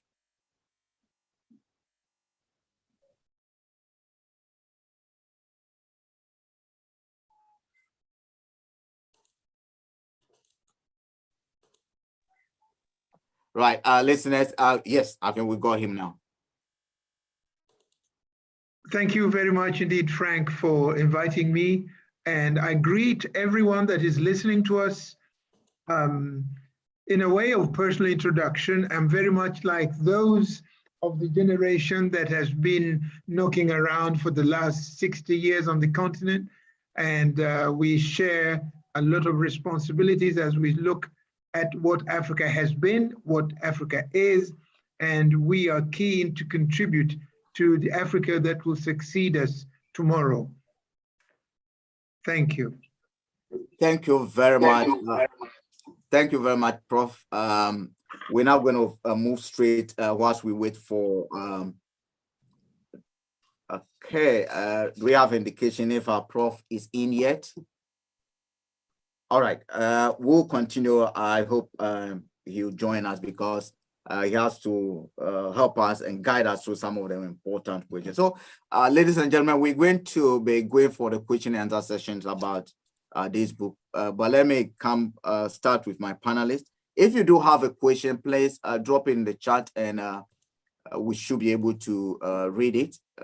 But there'll be a session where we invite the general public to also come in over here. Right. Let me start with our panelist, Mr. Samuel, Mr. Samuel Musumbia or Kasamba. Let me stick to that. The first question I'm going to ask is, I know you've had a look at the book a little bit. The book argues, for instance, that Africa seems to lack the discipline of a proper appreciation of modern finance capital. That we neither understand the workings nor the importance of monetary system. I made mention of the fact that one problem that we've had as an Africans is that education-wise, we've not been taught how money works and how the resources, appreciation of resources becomes a problem. In your view, does this make us basically a little bit of excessive, or we do not appreciate money and we do not know what to do? And this can be found in chapter 4 of his book, which I know you've looked at. In your opinion, what do you say to this? Do Africans appreciate what resources is? Do we lack a proper understanding of the financial system? Mr. Kasamba. Yeah. Thank you very much, Frank. While there are some disparities in terms of economic and human development between African countries, the great majority of the population in African countries have relatively low financial literacy levels. And according to Standard & Poor, Standard & Poor is an international rating agency. They did a financial literacy survey in 2004. And they came out with the finding that African countries scored the worst in terms of financial literacy in the world. The most financially literate country in Africa was Botswana, which I think did very well at 51%. And the worst was Somalia. And the rest of the countries fall in between, according to the survey. Now, that gives you a picture of where we stand. Now, financial literacy is vital for financial and other aspects of success for individuals and even for corporate entities, and even as a country. So it helps us to budget, to manage debt. In this book, Mr. Namboka talks about the problem of debt, the debt burden. It helps us to plan our finances, our savings, and investment. So it's true that low literacy rates affects our financial habits and the way we manage our finances. Now, there is a little story I was told of two young men who were actually unemployed And somehow they were given money, about 3 million shillings each.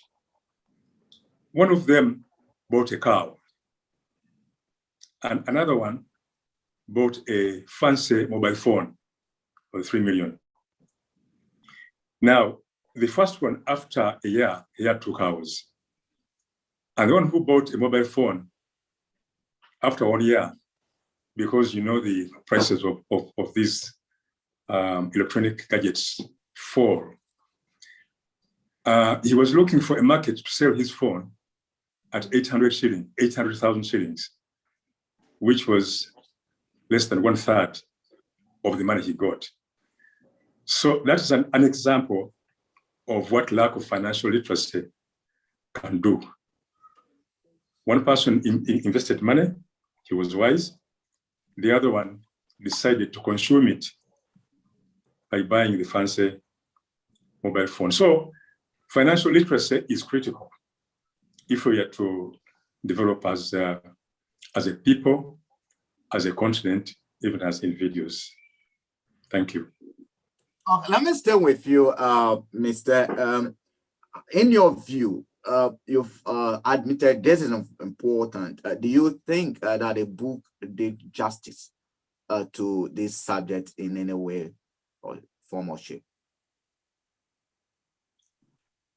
I think Standard & Poor's is one of the most internationally respected credit rating agencies, and I've no doubt that they did a good job, and there is no cause for me to doubt the credibility of their findings.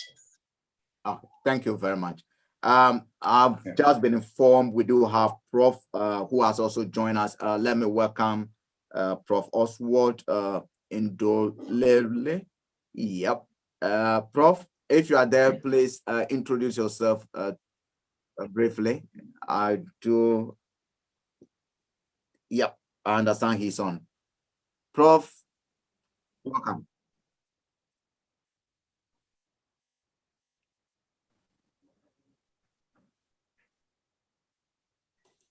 Right. Okay.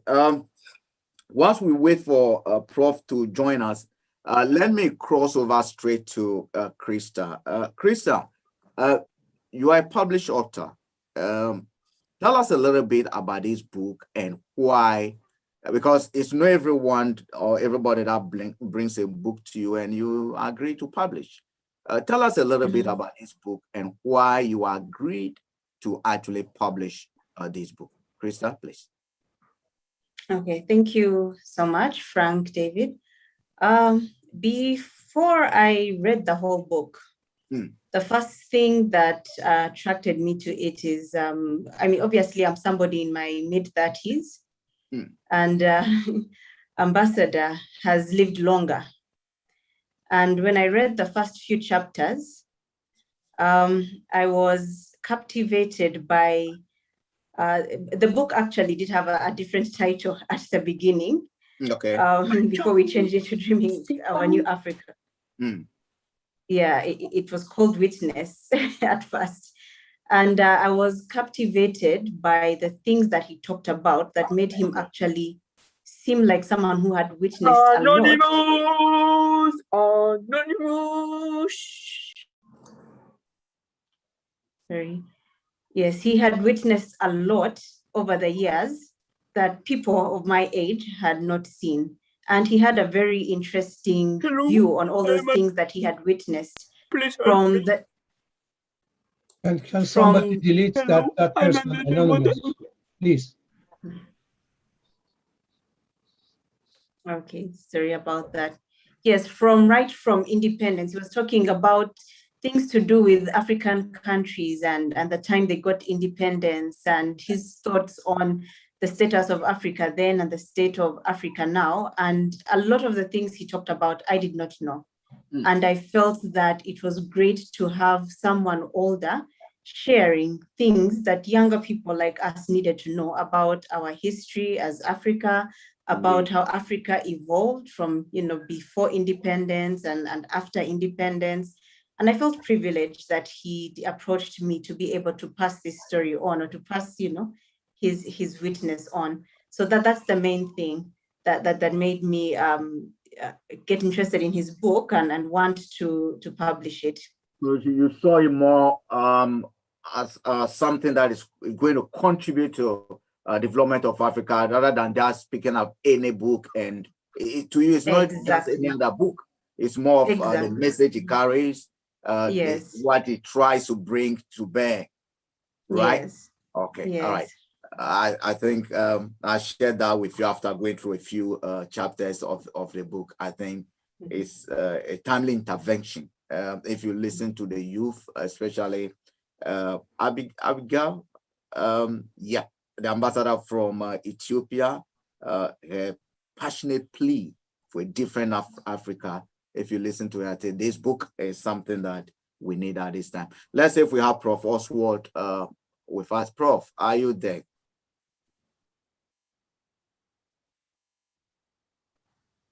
Hello. Right, I'm Prof, there now. Okay, please introduce yourself. I hope you get me now. Yes, we can hear you, Prof. Okay, I'm Oswald Ndolelire, a retired professor of Makerere University, and now part of Mountains of the Moon University in Fort Worth.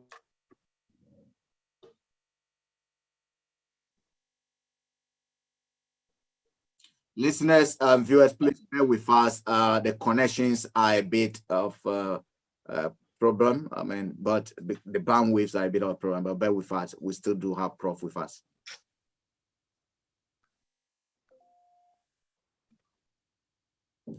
All right. Mr. Facilitator, kindly allow to welcome His Excellency Ambassador Salah, who arrived in the meantime. If he could greet the people as Professor Ndolelire gets the line clear. Right. Let's welcome Ambassador Salah, a representative from the AU, who has also joined us. Please introduce yourself, Ambassador. Thank you very much, moderator, and apologies for coming in late. I've been having some technical difficulties accessing the Zoom link. Maybe it is because of the heavy rain that Addis is witnessing or is having today. But I'm honored to be part of this engagement this afternoon. My name is Salah Hamad. I'm from the African Union Commission, Political Affairs, Peace and Security Department, based in Addis Ababa, Ethiopia. And once again, it's an honor to be part of this program. Thank you very much for having me. We're privileged that you've been able to make it, and we welcome you once again. Do we have Prof now? All right. Yes, I'm back. Okay, Hello? I think he's back. Okay, please go ahead, Prof. Yes, so I'm back. Okay, all right. Thank you very much. Prof, because of the line, let me just go straight to a question that I want to ask you before we get into problem with the lines again. In this, I know you've read the book a little bit. In the second chapter of the book, the author argues that the time has taken the toll on the continent. He makes reference to the statements such as things were better under foreign colonial rule, as a popular sentiment heard by African masses who feel that things have only changed for the West despite independence. What are your thoughts on this? To me, that seems to be true. There are many things which, in fact, have not gone for the better. I read with interest this chapter, and Ambassador Namboka, one of the things that impressed me that he said is that we cannot be complacent. We must look at what we've done so far. He brings out, for instance, Professor Wole Soyinka, the author from Nigeria, and who is a Nobel Prize winner. But he says that despite this gentleman being probably genius, but there are things which he said sometimes, like for instance, what he said about Ali Mazrui of Kenya as not being a true African, that such things reminded him of Shakespeare, who was a genius, and yet he kind of promoted anti-Semitism with all its consequences. He talks about Laurent Gbagbo, the former president of Ivory Coast, and the way he was trying to make some nationals to remove nationality from nationals. And he says we cannot be complacent because there are so many things which have gone wrong. Then he talks about time. He says, do we look at time? Do we see how much time we have wasted? And what do we do about it? And Africans, the way we looked at it, the way a woman conceived and we watch the pregnancy and the baby comes and we see the baby grow, maybe if we saw time in that perspective, we would appreciate it more than trying to follow the Western time. Then he talks about education, because he says the big problem with us, we are not really thinking deep enough. And he says one of the reasons we are not thinking deep enough is probably because of the type of education, where children more or less cram or memorize ideas rather than internalizing them. And this set me thinking about our education. I am personally a professional in languages, and I have a feeling that one of the fundamental issues which Africa has not tackled at all is the problem of language used in schools. When a child goes to school and is taught in a foreign language like French or English or Portuguese at a tender age, how much can that child internalize? And this goes on up to secondary school and up to university. I think there is a huge challenge of trying to develop our mother tongues, our local languages, and use them as much as possible. The foreign languages should come later, when the child has had his education through languages which the child can understand, either the mother tongue or a language which is akin to mother tongue. So to me, the question, are we thinking? Are we thinking enough? Are we internalizing? Because so much has gone wrong is true, but it seems the education system has to solve that fundamental issue of the languages of instruction. Wow. Wow. Thank you very much, Prof. I do think this is in sync with... That's what I have to say there. Okay. Thank you very much, Prof. I think this is in sync with the argument I was making in the first place, that our minds, what goes into our minds, what we feed our minds with is very, very important. And I will argue that this book has come at a very important time where we are seeking a way forward so that we do not repeat the mistakes that have been made by those who have gone ahead of us and those who are still in charge of the various countries across the whole of Africa. Let me go back to Mr. Kasamba. I hope he's still with us. Because we're talking about debt, someone spoke about how we borrowed, another person spoke about investment, and I think the author himself was of the view about how we do our things in Africa. Now, much has been said and written about Africa and the debt trap, from Sankara's prophetic debt cancellation speech at the OAU in 1987 to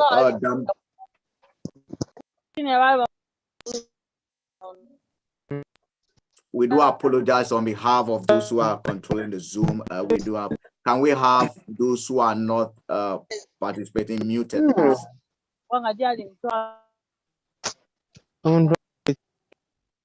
Right, I will proceed. Please bear with us. We have BBC Samantha's Born Before Computer, so we do have a bit of difficulties. So let me take that question again, Mr. Much has been said and written about Africa and the debt from Sankara's prophetic debt cancellation speech at the OAU in 1987 to Dambisa Moyo's debt aid in 2008. In the current book, Ambassador decrees and decries aid as a noose around Africans' neck. Yet he declines to explicitly blame Western lenders for the crisis and chooses instead to argue that as borrowers, Africans aren't without some complicity. How do you conceive of these arguments, sir? Thank you very much, Frank. I think that the relationship between borrower and lender in terms of responsibility should basically be the same for individuals, companies, or private sector, businesses for that matter, on the one hand, and for the state or government on the other, in that it should be the responsibility of the borrower to make sure that the borrowing is viable and sustainable, much as the lender also should have interest in seeing that the lender has the capacity to pay, the borrower has the capacity to pay. In the private sector, if you take an example of commercial banks, they go to the extent of requiring collateral in some cases, in addition to analyzing the ability and capacity of the lender to pay.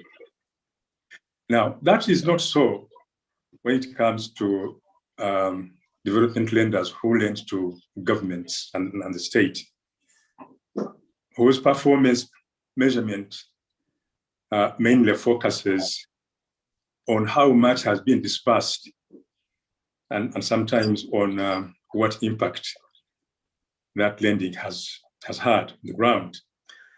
So I would not fault the author much when he declines to explicitly blame Western lenders for the debt crisis, because basically I think the responsibility, the onus is on the lenders to make sure that the lending, the borrowing that they are making makes sense, is viable and sustainable. Okay.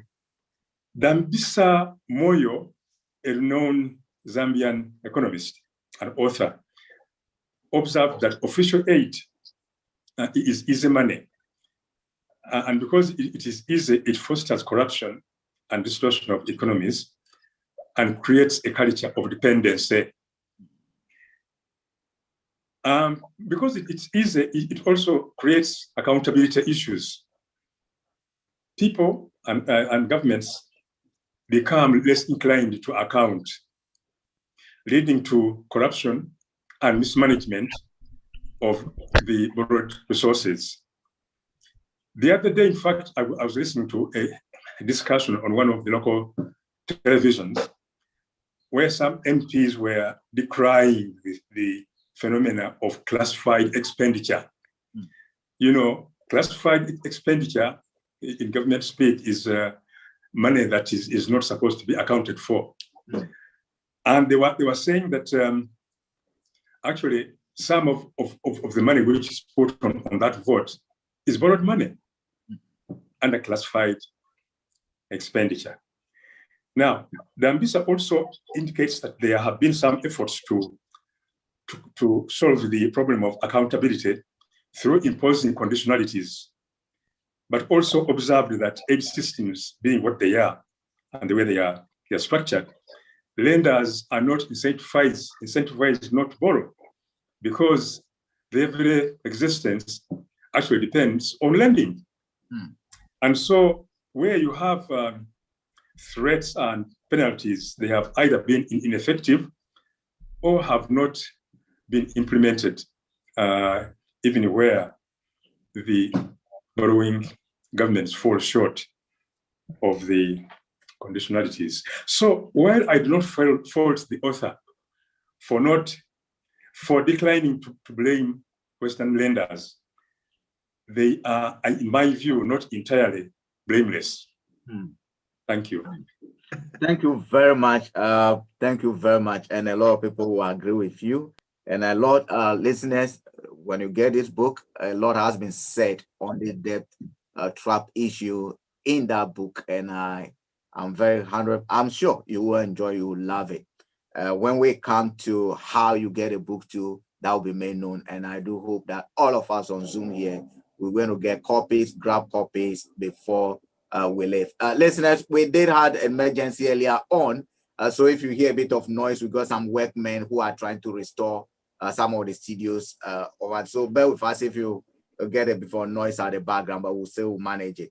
Let me go back to Prof. Oswald and ask him this very important question, which I think in his capacity as someone who has lectured for years, head of universities for many years, he's come in contact with the issue about gender issue. So, Prof, Africa and femininity, gender have had mostly unfavorable handling at the hands of scholars here and abroad.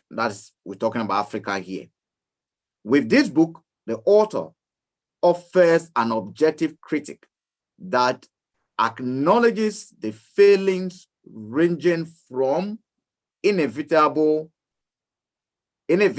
access to social services for women.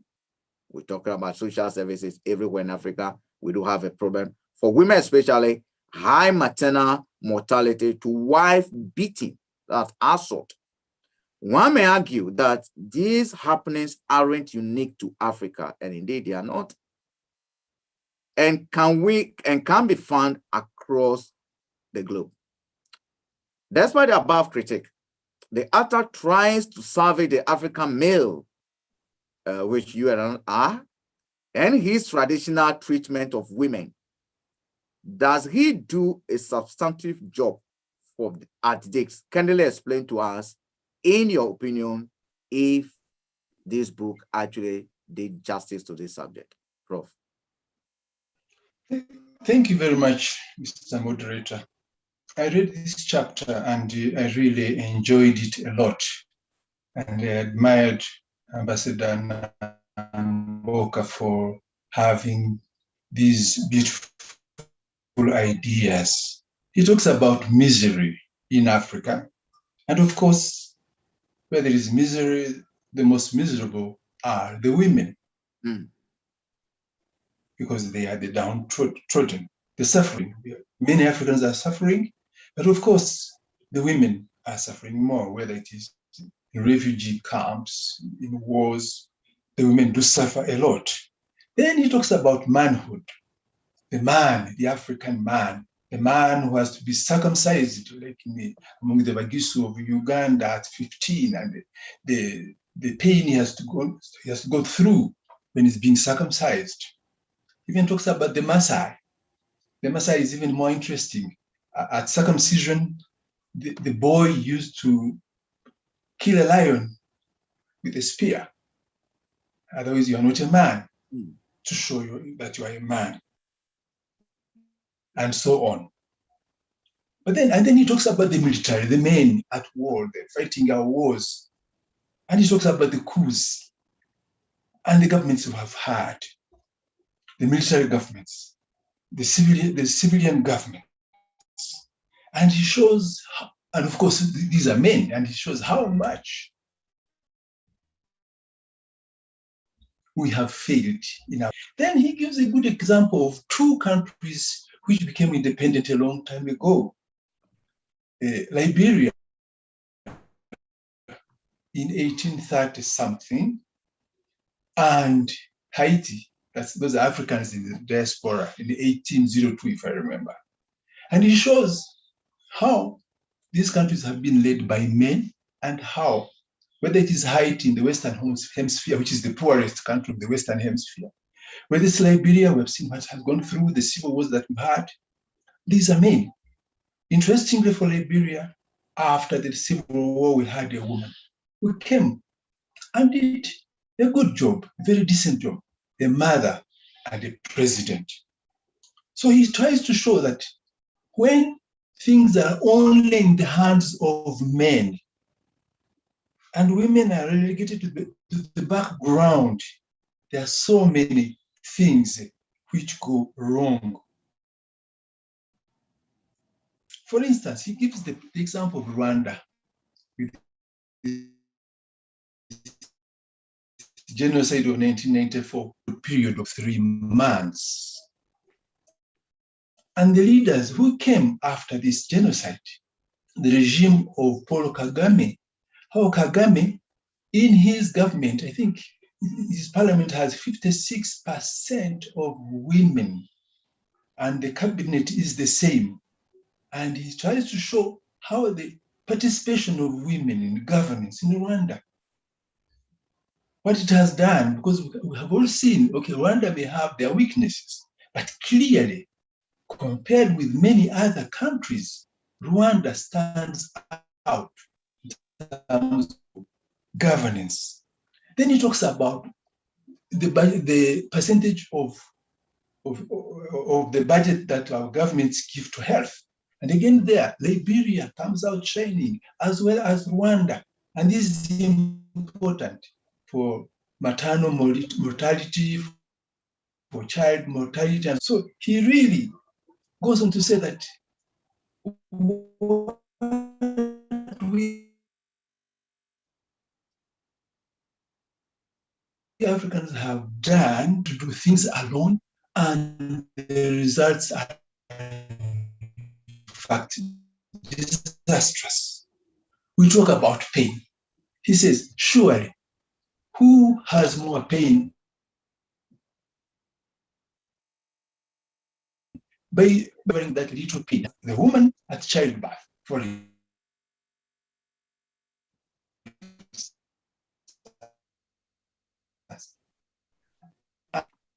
and whereas the man is circumcised once, men through childbirth 7, some of them 10 times. Now, how do you compare? Then I enjoyed the term he used. How do you eat egg? That goose is our women, our wives, our sisters. Those are the geese who lay the golden egg. And what is that golden egg? That golden egg is us.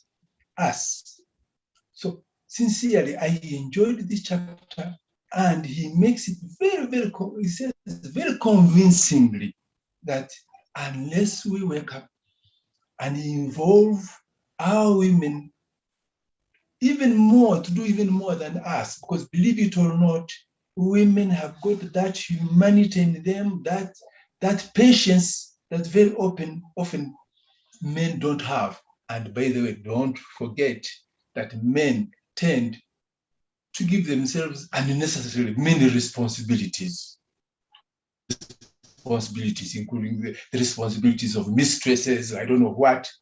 Women don't have that time. Women focus. So the more responsibility we give to the women to manage affairs, the better for the society. So I really enjoyed this chapter by Ambassador Namboka, and I really support what he said. Thank you. Thank you very much. Because of that very chapter that we've just spoken about, that you've explained to us, I read that chapter and I plan that we're going to confer another title on the altar, Ambassador for Men for Women, because he argued passionately for women's rights in that book. And one thing about that book that I found very interesting is how he openly, frankly, confronted the ills within our society, bring us to the modern world and look at the way forward. I think that's something that came through in that book. Krista, let me bring you in here before I go to the author. Krista, you are the publisher for this book. You have read through all the script, the manuscript and everything. This is a book that I want to read at least 20 times. That the task I've set for myself. Tell us a little bit of, if you are to choose 3 statements. Make 3 statements to describe this book. What do those statements be? And secondly, what is your favorite chapter in that book? Okay, I may probably need to, sorry, I have a copy of the book here. So I will probably need to look through to see which could be my favorite chapter, because I loved all of them. But 3 words, I would say Pan-African, even though there is a lot of criticism, positive criticism of Africa. It is in a loving way, you know, the criticism comes to uplift Africa, to push us to be better. I would say powerful, and I would say relevant for the young people, especially the young people. Let me just, my favorite chapter is, I can choose 2 chapters, I hope. The first chapter, Time and Thought in Africa. My favorite. And yes, yours too. My Yes. favorite. Yeah. Yes. And then the last chapter is the abuse of African migrant women workers and the efforts of the United Nations. Yeah, those are my 2 favorite chapters. Thank you very much. Krista, don't go. I'm going to pass on my job to you for a minute. I do apologize, Frank. Can I barge in for a minute? Yes, doctor, please. Doctor, please come in. My apology. I would like to say, of course, excellent books. Congratulations to Aido, and of course, especially our brother Nambuka ambassador. It is a great book. I heard, of course, many good things for it. I believe it should be launched in the universities around the country and across the world. It gives lots of more weight to it. We have many African societies. Every university got the societies, many societies, especially African societies, which has to be talked, debate, because these are the future of Africa. They're going back when they're here. They're going back to Africa. And again, if by the grace of God, if they 1 or 2 or few university endorse this book, that'd be great for the authenticities to Africa. Because say, for example, this university, Oxford University, I don't know Oxford do that thing or not, but another university, Brookes University, which I'm director, and we can take it there. And many universities in London, all over is a start. We have to debate for it, is a start, and I'm sure it's going to be great. And again, we have to ask these African brothers and sisters, which they are here and very knowledgeable in universities, which contribute toward Africa. Is very important with the knowledge, with the advice, whatever, contribute, they go back or so. We need them. These are children of Africa, and God bless you. Thank you very much. I should disappear to go back to university for the students. God bless you. Doctor, but before you go, Doctor, I take that message very importantly. Thank you for that contribution. I think it's something that is very, very thoughtful. I mean, it's something that I think we should do because we're talking about the minds, how we feed the minds. And the book from chapter 1, especially the chapter 1, which is my favorite, about time. If we are taught in our schools to start conceptualizing some of these things that the book talks about, I do not think that Africa will need to even be thinking of 2060, which may I say, those who plan it, most of them will not live to see it. We will start doing things right now differently so that within the next 10 years, we'll begin to see practical change. And I do know that this afternoon, before we finish, a lot of people are going to take this book, and that will mark the beginning of the next chapter of Africa's journey to prosperity. Thank you very much, Doctor. God bless you all. I have to go. Bless you all. Thank you very much. Thank you very much. Krista, I wanted to pass on a button to you, but for 1 minute, let's do this. Krista, I know you are the you basically published this book, so I'm going to give you that opportunity to introduce to us the author of this book. So do me that honor, do me that favor, and introduce to us the author of the book. Okay. I'm glad to step into the shoes of a moderator, or even if it's just for a minute. Ladies and gentlemen, it's been a privilege. It's been a privilege working with the author over the last very many months. He is, I think, to the Scribe House team now, not just a client. I think he has now become like a father to us. You know, there are clients who become friends and who become mentors. I won't say much about him, but he is a wonderful, powerful, wise teacher, professor, as you call him, Frank. He has a relevant, important message. He is an example to so many people like him who should be writing stories down for the younger people as well, for the younger generation. So I hope that so many other people will follow his example. He is he has been a diplomat for so many years. He's currently the vice president of IDO Network International. Ladies and gentlemen, let me introduce Ambassador, His Excellency, Ambassador Ireneo Omositso Namboka. Thank you very much, Ambassador. Welcome. And I will now take Ambassador's short speech before we go to declare the book launch. Ambassador, please, the floor is yours. Thank you very much. Thank you very much, Frank, for having me. I'd like to thank Crystal for the very kind words she has said about me. I'm a little boy that was born in the republic that Mr. Winston Churchill termed the Pearl of Africa. I've ended up finding many other countries calling themselves also Pearls of Africa, but this phrase was coined by Mr. Winston Churchill when he was a young journalist.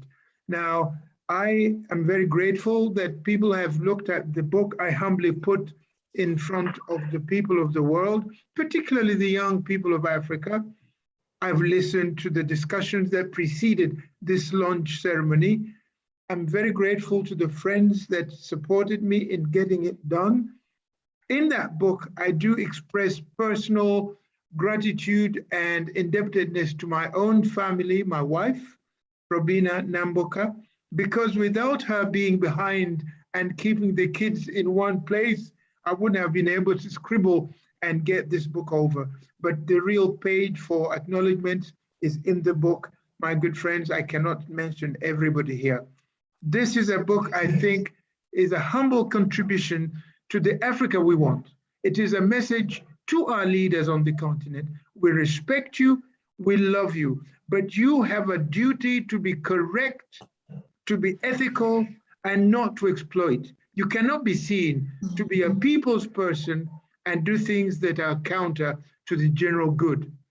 We do not insult, we do not criticize where criticism is not deserved. We want to act as a mirror. You go to the mirror to look at yourself to get better before you go to the public.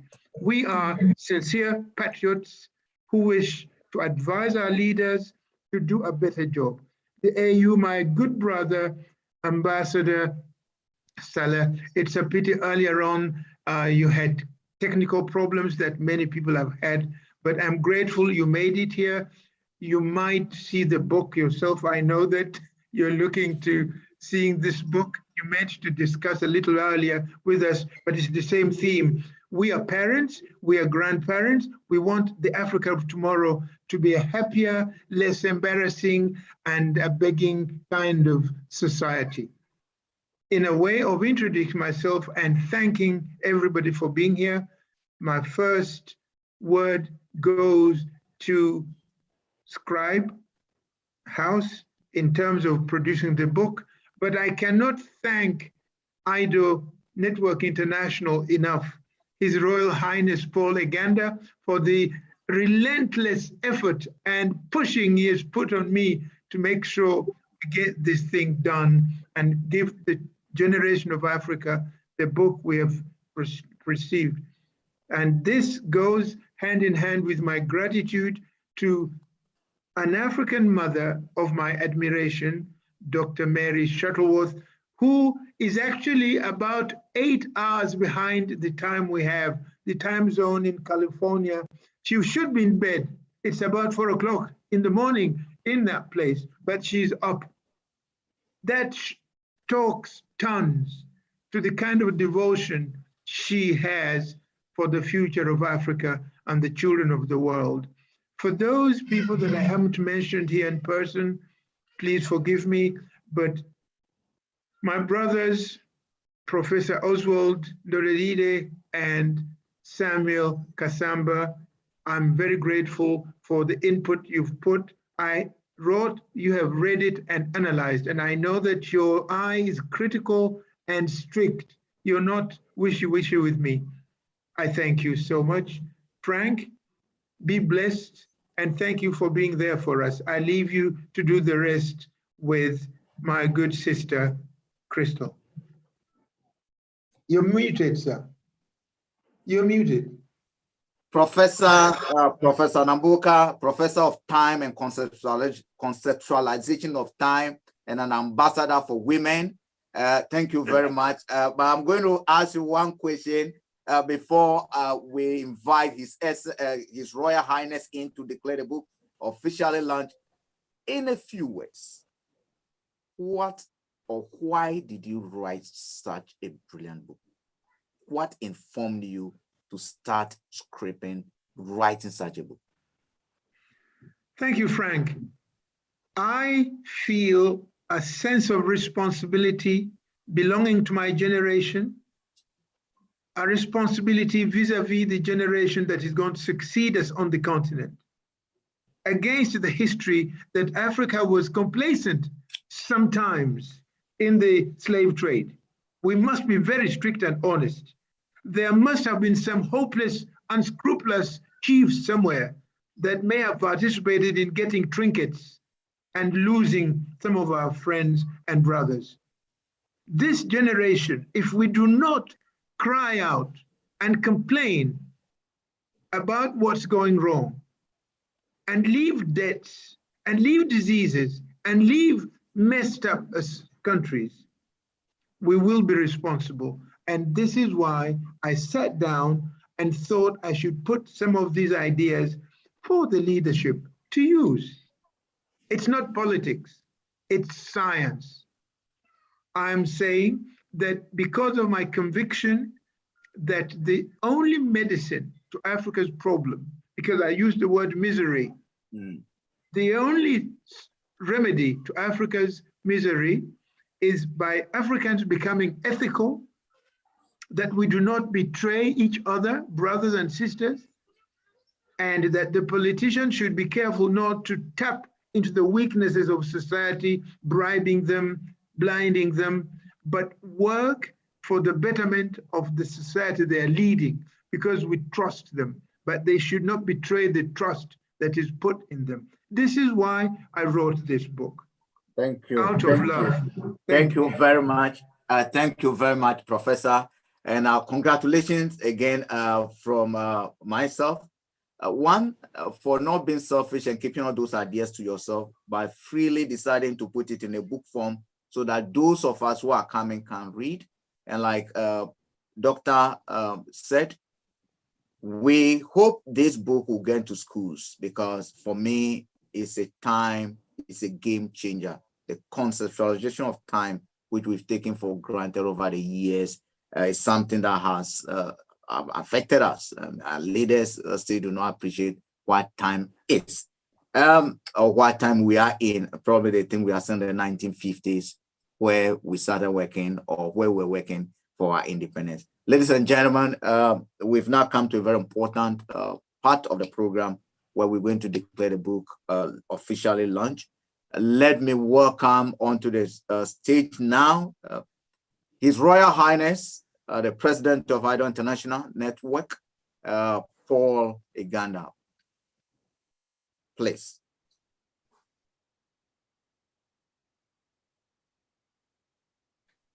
Do we have the President there? His Royal Highness? Yes. Thank you very much, our host, Frank Davis. You have done a very wonderful job. We appreciate you. On behalf of IDO Network International, first of all, I would like to start by acknowledging the role played by our co-sponsors. Dr. Mary Shuttleworth, you have been with us from the beginning. We appreciate you. Thank you very much. The University of California, Sacramento, we thank you for the guidance and working very hard with us to make sure that today becomes a reality. I would also like to thank our publishers, Scribe House Uganda. Without you, we would have not been able to have a book. You have done a very, very wonderful job. All our panelists, the professors from the universities, all our supporters, IDO Network, IDO supporters, our members, the kings, the chiefs, and the government representatives who are here with us. We believe that this book is good for all of us. I would like to ask each of us here to make sure that we have a copy of this book. This book is not just that we want to say things. We are saying things the way that should have been said long time ago. This is the difficult conversation that we as Africans always do not want to talk about. Time has come for us to talk and have a difficult conversation. I like the way Professor Wani called a spade, because that is what it should be. Ladies and gentlemen, this book also comes with a very important role. The book is ready for sale. The book is ready to go to every university. On this note, I thank our advisory board vice chairman, Professor Dr. Sheikh Ramzi from Oxford University. He has already given us a direction that the universities, not only in the UK, but also in the other countries, would be happy to have this book. So I would request the marketing teams that we are good to go. On behalf of IDO Network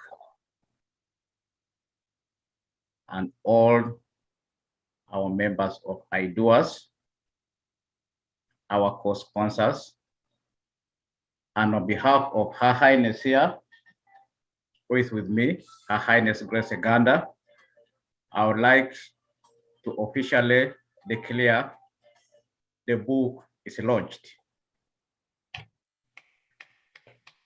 We now have the book. The book is ready to go. The book is already in Amazon. You can order your book here. Mr. Frank Davis. Please. Thank you very much, His Royal Highness. The book now is officially launched. For those of us on Zoom, the chat, we should now have the link to Amazon. Also key and very important, there should be an e-form that should be in your chat now where you can order the book. What you have, you can actually buy it online as we speak, is $4.99 as the ebook. The hard copy, please fill that form and it will be posted to you. Do not just buy one, buy something for someone. If you have something to give to someone this Christmas, I think this is a gift. Because for me, it's very important that the mindset is actually changed. And psychologists will tell you whatever you feed the mind with actually determines who you are. And I do hope that we will not just going to look at this, buy one for ourselves. No, we're going to buy and actually give to people as our, because if we do want to make a change, and if we're dreaming of a new Africa, and if we want to see a new Africa, then we need to start feeding the mind with the right nutrients. And I do believe this book has come at an opportune time. It's a book that we must all buy. We must all take home. It should be something that we give to people. Instead of giving someone, you know what, a birthday card, I think this will be a very good opportunity. On your birthday, I want to help shape the destiny of your children or your future generation. And I'm going to buy this book. Listeners, viewers, we're broadcasting live. I keep on saying listener because we're broadcasting live on Star Radio as well. That's why I keep on inviting our listeners also who are joining us via radio, via YouTube, via Facebook. Please go to Amazon, and the book is titled Dreaming of a New Africa. Dreaming of a New Africa. You should begin to order it right now. But for those of you on Zoom now, there should be no excuse. Please complete that form. The hard copies will be delivered to you. The team will get in touch with you, but order the ebooks as we speak. But Kili, let's proceed.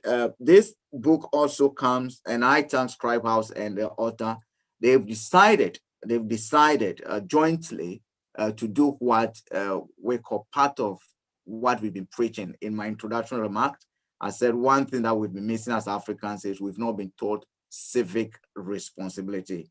We do it for our families, but we don't know how to give to people who are not from our families. We go to church, we donate because we expect the pastors to pray for our exchange. But those who do not get anything from, we hardly want to extend our hands out to them. 10% of the proceeds from this book will be going to a charity. And we're going to be hearing from the charity, or we're going to be learning a little bit about the charity. I say this because we've had an experience in Ghana where for the first time in the history of Ghana, conjoined twins were separated.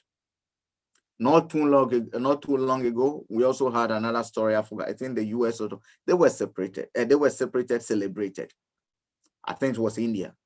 But when it comes to our own, we do not celebrate whatever is done. We do not celebrate the success that some of these doctors, especially working in difficult conditions, have been able to talk. For me, for them deciding that they're going to be helping their charity, they're going to be donating, and I'm told that there are about almost a 400,000 worth of medical equipment that are ready or they are planning to ship. So whatever you're going to buy, when you buy today, you're going to get something donating to this. Please, let's go and listen to a message. Senior 3 student and a resident of Obaranga village in Kapirabyong district is the mother of twins.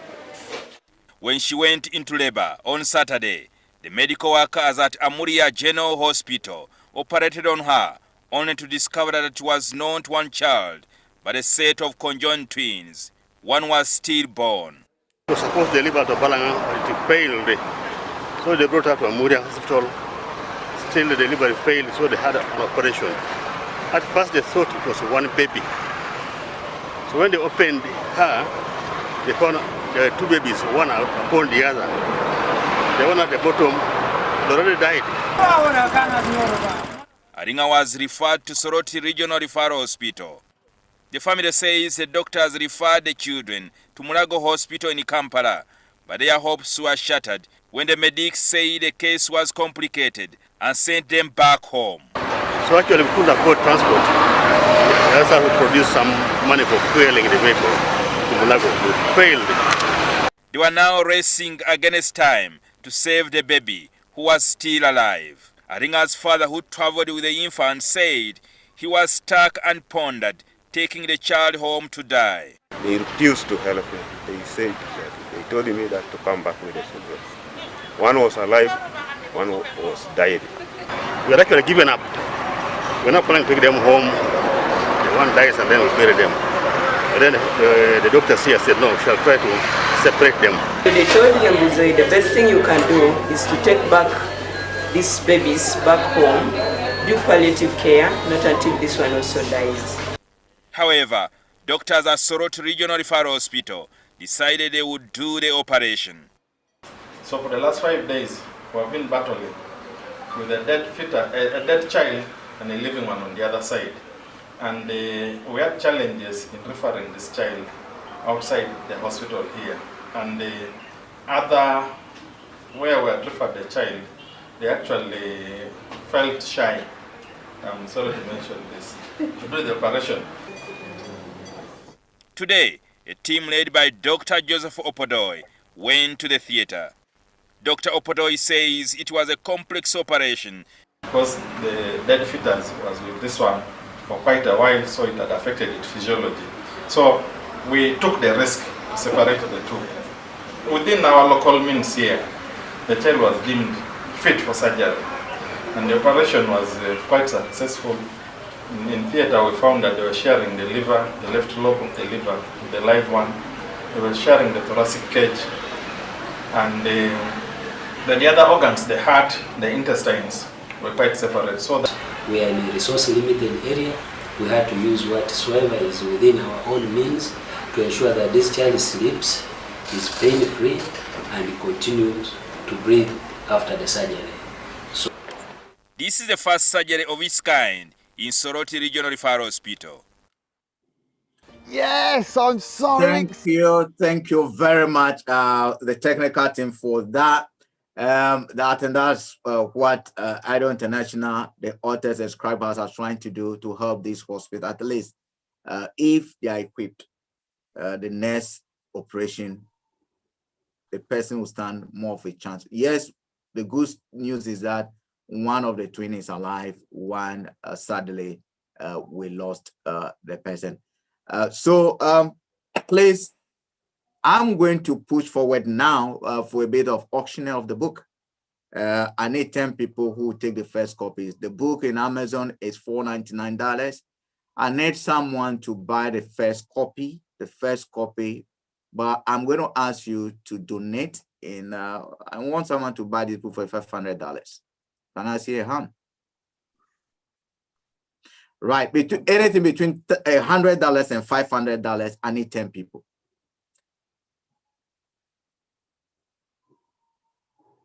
Please, we have only 5 minutes. I'll buy a book for $100. Thank you very much, technical team. We have number 1. Number 2, who is joining her, please? Please, let's have the name and the email on the chat for the one buying.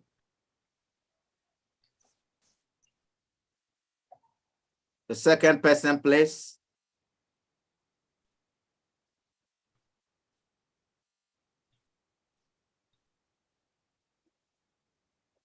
There is a hand from Mr. Andrew Paitum. Okay, thank you very much. Thank you very much. How much are we looking at? 100 or how much, Mr. Andrew? Paitum. 100.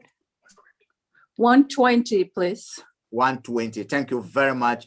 Grateful. Number 2, number 3, we have 7 to go at least.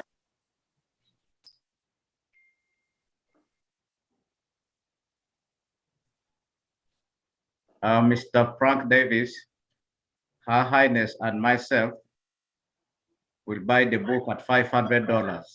Thank you very much.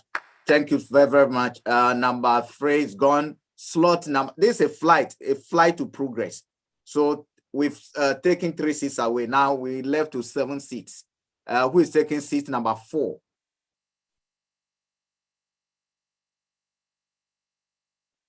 Seat number 4, please.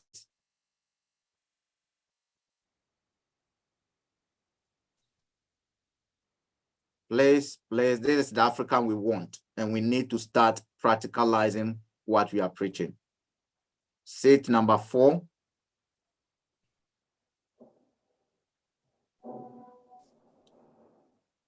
Anyone coming? Seat number 4. Okay, I'll put seat number 4 as reserve. Seat number 5.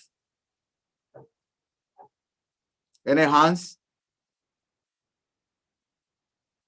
Please don't embarrass me. I don't want to be embarrassed. I don't like being embarrassed. Can the author, in the name of the children's story you heard from Soroti Referral Hospital, can the author also participate in this buying?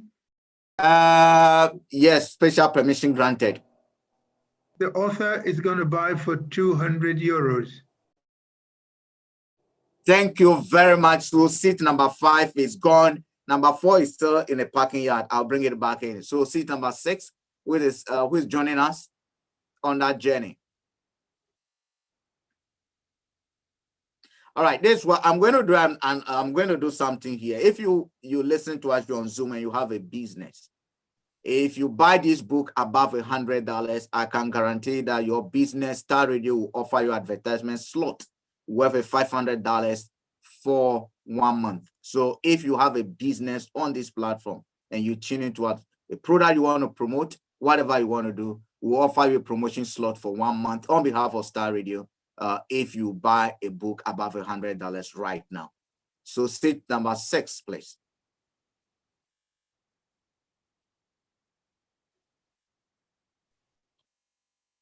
Someone has joined. I think they bring in $1,000. Through your permission, Mr. Host.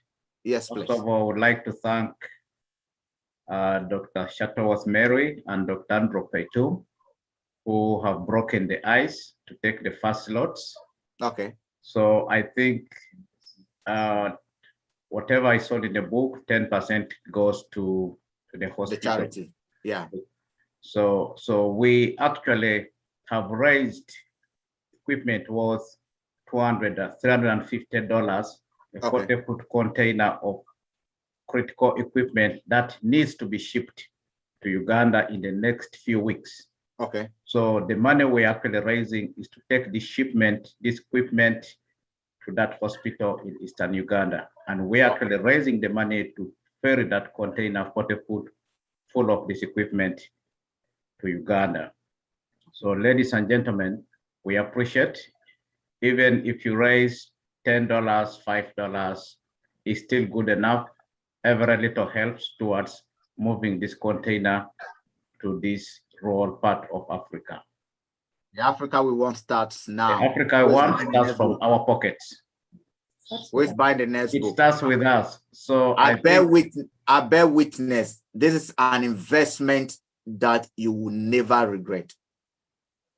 This is a book that you will never regret having one. You will never regret. I've read books, but the way this book tackles Africa problems, offering solutions openly, I think it's something you never going to get any better book. Please, who are we getting again? I think there's somebody's hand up. Okay, we do have Jane. Jane, please come in. Jane Akapu, please come in. All right, Jane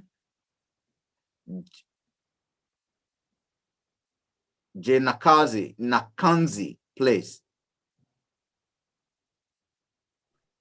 Can I unmute yourself? That sounds like my sister. Okay, all right. There's a very important time for your sister to join us. Sister, please, you will come onto the stage. I think our sister's mic is still mute. It's still on mute. Okay. I'm going to start a countdown now. We got 4 minutes to 3 in our part of the world. The next 4 minutes, please, let's do those who are buying the book.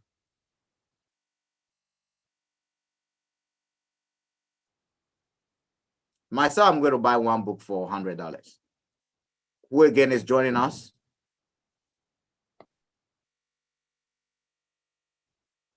The African we want can't just not be words. We're gonna actually demonstrate that. Okay, the countdown starts. Moderator, because of the challenges of connectivity with the lines, my sister Jane Nakianzi, you read a couple. Could you try to reach her out again? The connection may be the problem. Yeah, our sister Jane, please, your mic isn't muted. The technical team, please see if you can get her on.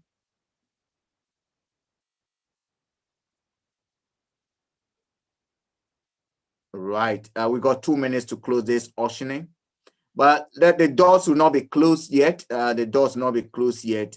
You have the links and the e-forms. I do know a lot of people do not want to be seen, and that's why if you're on camera now, a lot of people have not turned their cameras on. But Frank, Frank, Yes. I'll join you in buying the book for $100. Thank you very much. Thank you very much. Thank you very much. Who again is joining our big, okay, I think someone is coming in. At the Africa we want starts from this very moment. All right. Now we got 2 minutes to close the door on the 100. If you can buy this book for $50, please jump in now. $50 or anything below $100, jump in now.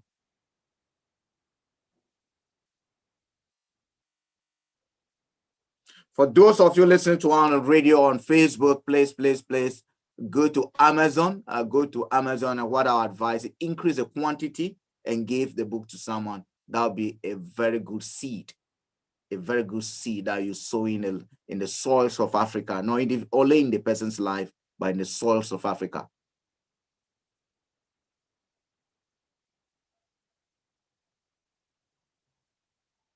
All right. All right, so I think someone is coming in. I see a hand up.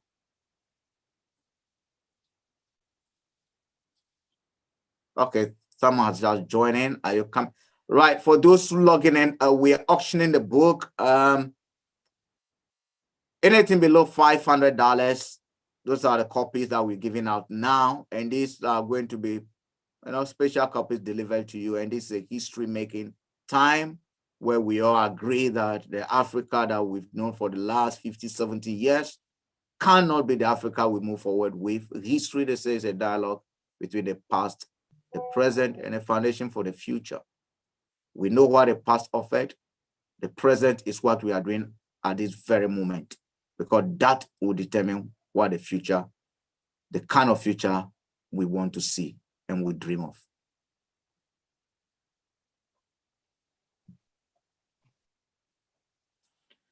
All right.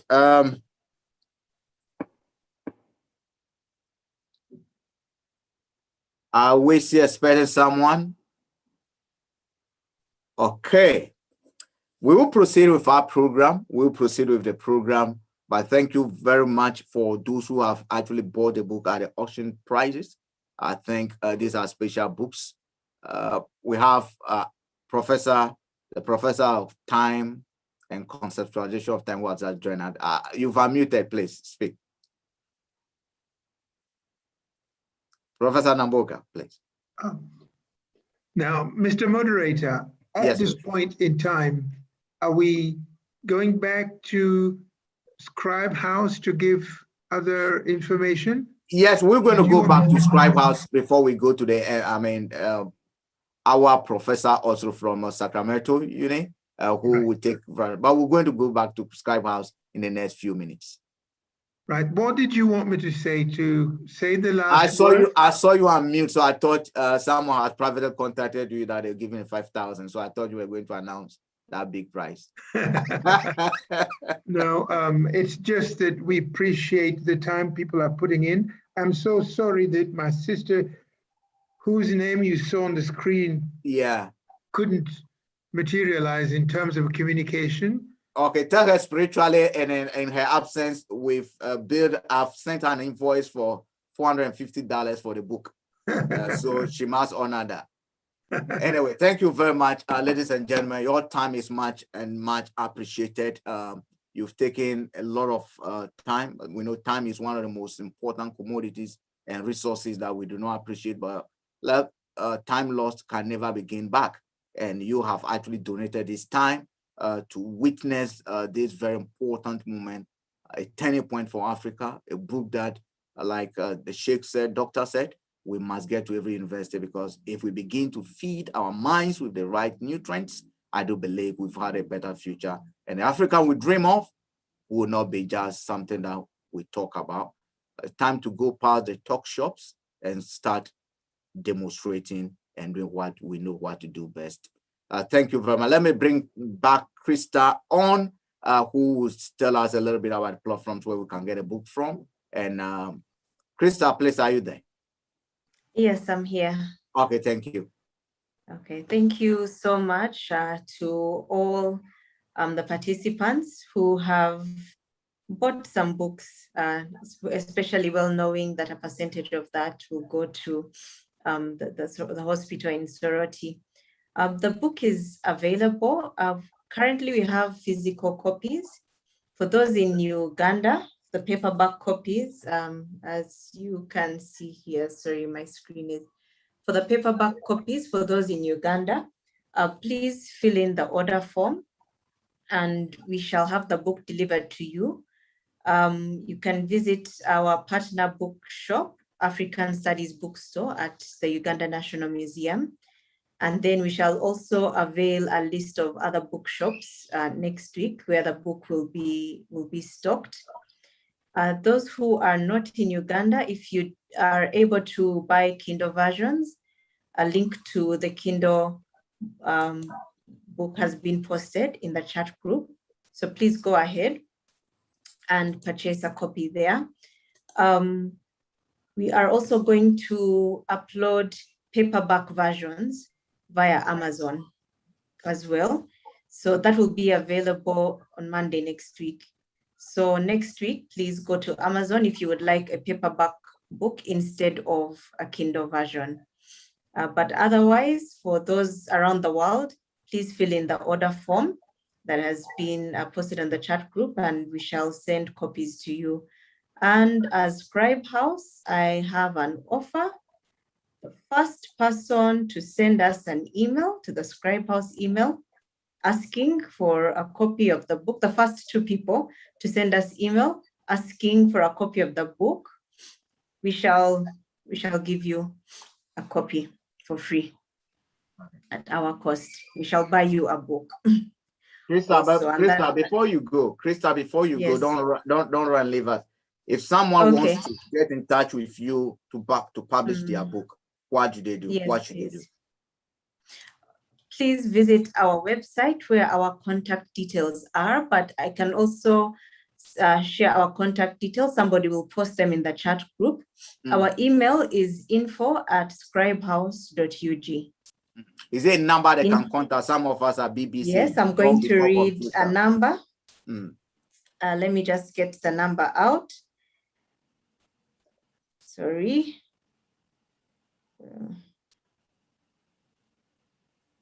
All right, so you can call the country code is +256 0781 887 520. Thank you very much. And that will also be in the 0781 chat. 887 520. Yeah, and that will also be in the chat. Thank you very much, Krista. Because of our time, we're going to cross over to Dr. Mary Shuttleworth, who will actually close us or bring the program, continue the program or bring us to a close. Professor, you wanted to say something? As I can see you have unmuted yourself. Do you want to say something, Professor of Time? Me again? No, I saw you unmute, so I thought you wanted to say something. So I'll leave that. We'll cross over to Dr. Mary. Doctor, please. Thank you so much, Mr. Davids. Really, Your Royal Highness, your profound words were all encompassing. Congratulations, Ambassador Namboka. As we dream of a new Africa, the future starts right now. Ubuntu. Thank you and good evening. Thank you. Thank you. We say Bayeti. Bayeti. Bayeti. Bayeti.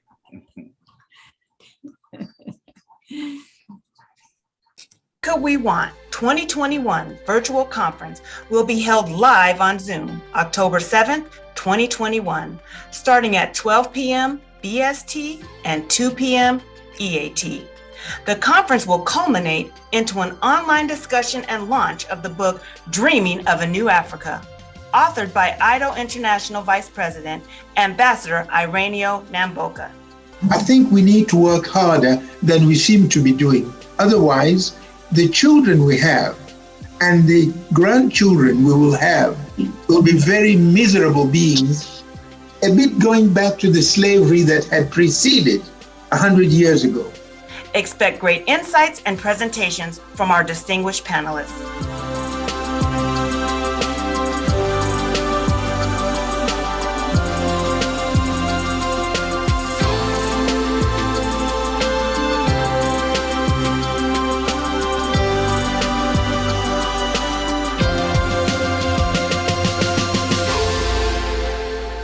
The Africa We Want 2021 conference is proudly supported by IDO Network International, Scribe House Uganda, Center for African Peace and Conflict Resolution, Division of Criminal Justice, California State University, Sacramento, and Youth for Human Rights International.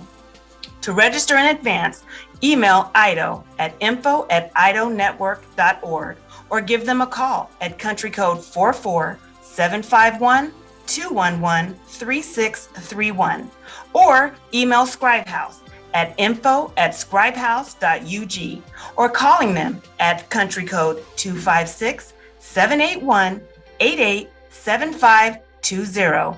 Come one, come all.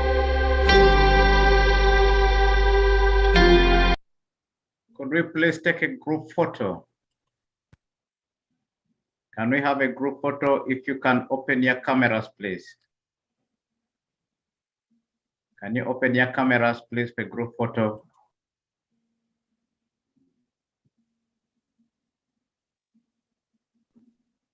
Faith, can you please take a group photo?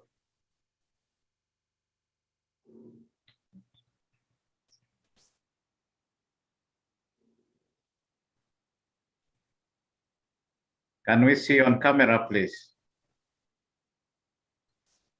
Can you see me, sir? I cannot see you, sir. Can we have more faces, please?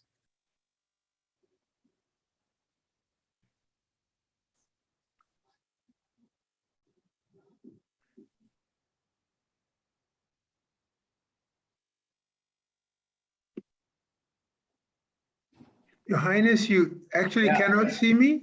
We can see you, please. Can we have more people opening their cameras? We still have so many 2 pages of blanks.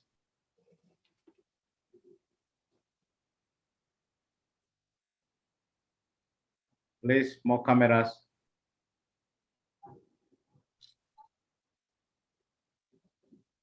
Smile. How about those of us who are no handsome, Paul? Next, please.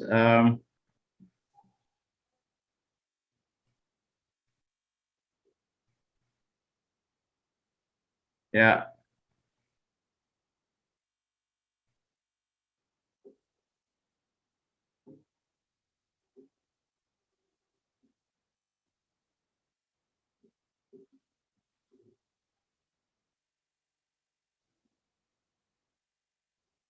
Us in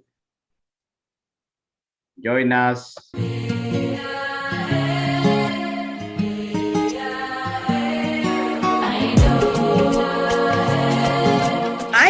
IDO Network International invites you to our 3rd annual convention due to take place from the 27th to the 31st of October in Ghana. The venue will be the Great Tang Palace Hotel in Accra, where you can expect to participate in a trade and business exhibition, investment opportunities, business networking, and creating meaningful partnerships. A cultural and tourism adventure to the Cape Coast Castle, all leading up to the historic launch of the Journey of Healing and Atonement. Receive the royal red carpet treatment as you wine and dine with some of the great kings of Africa. And social change. Hey. Application of human rights to live for better life today and tomorrow. Join us and be part of this history. To register, visit www.idonetwork.org.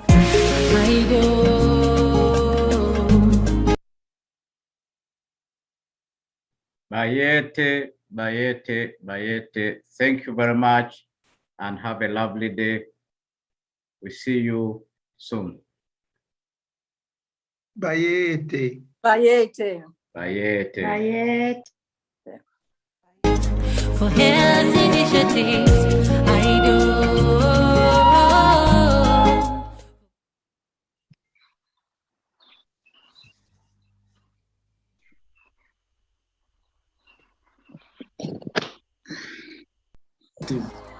In preventing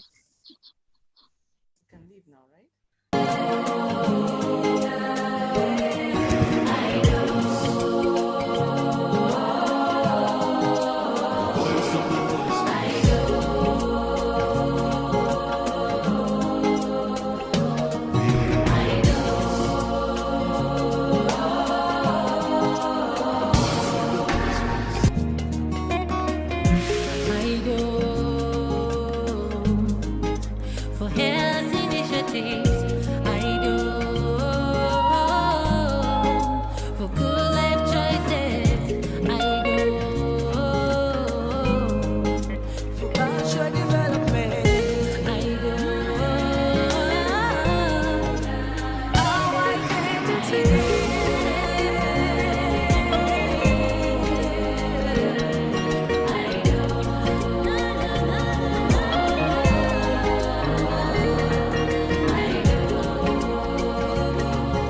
Dr. Patrick Enge Ogwang is a PhD holder in pharmacy and pharmacology from Makerere University.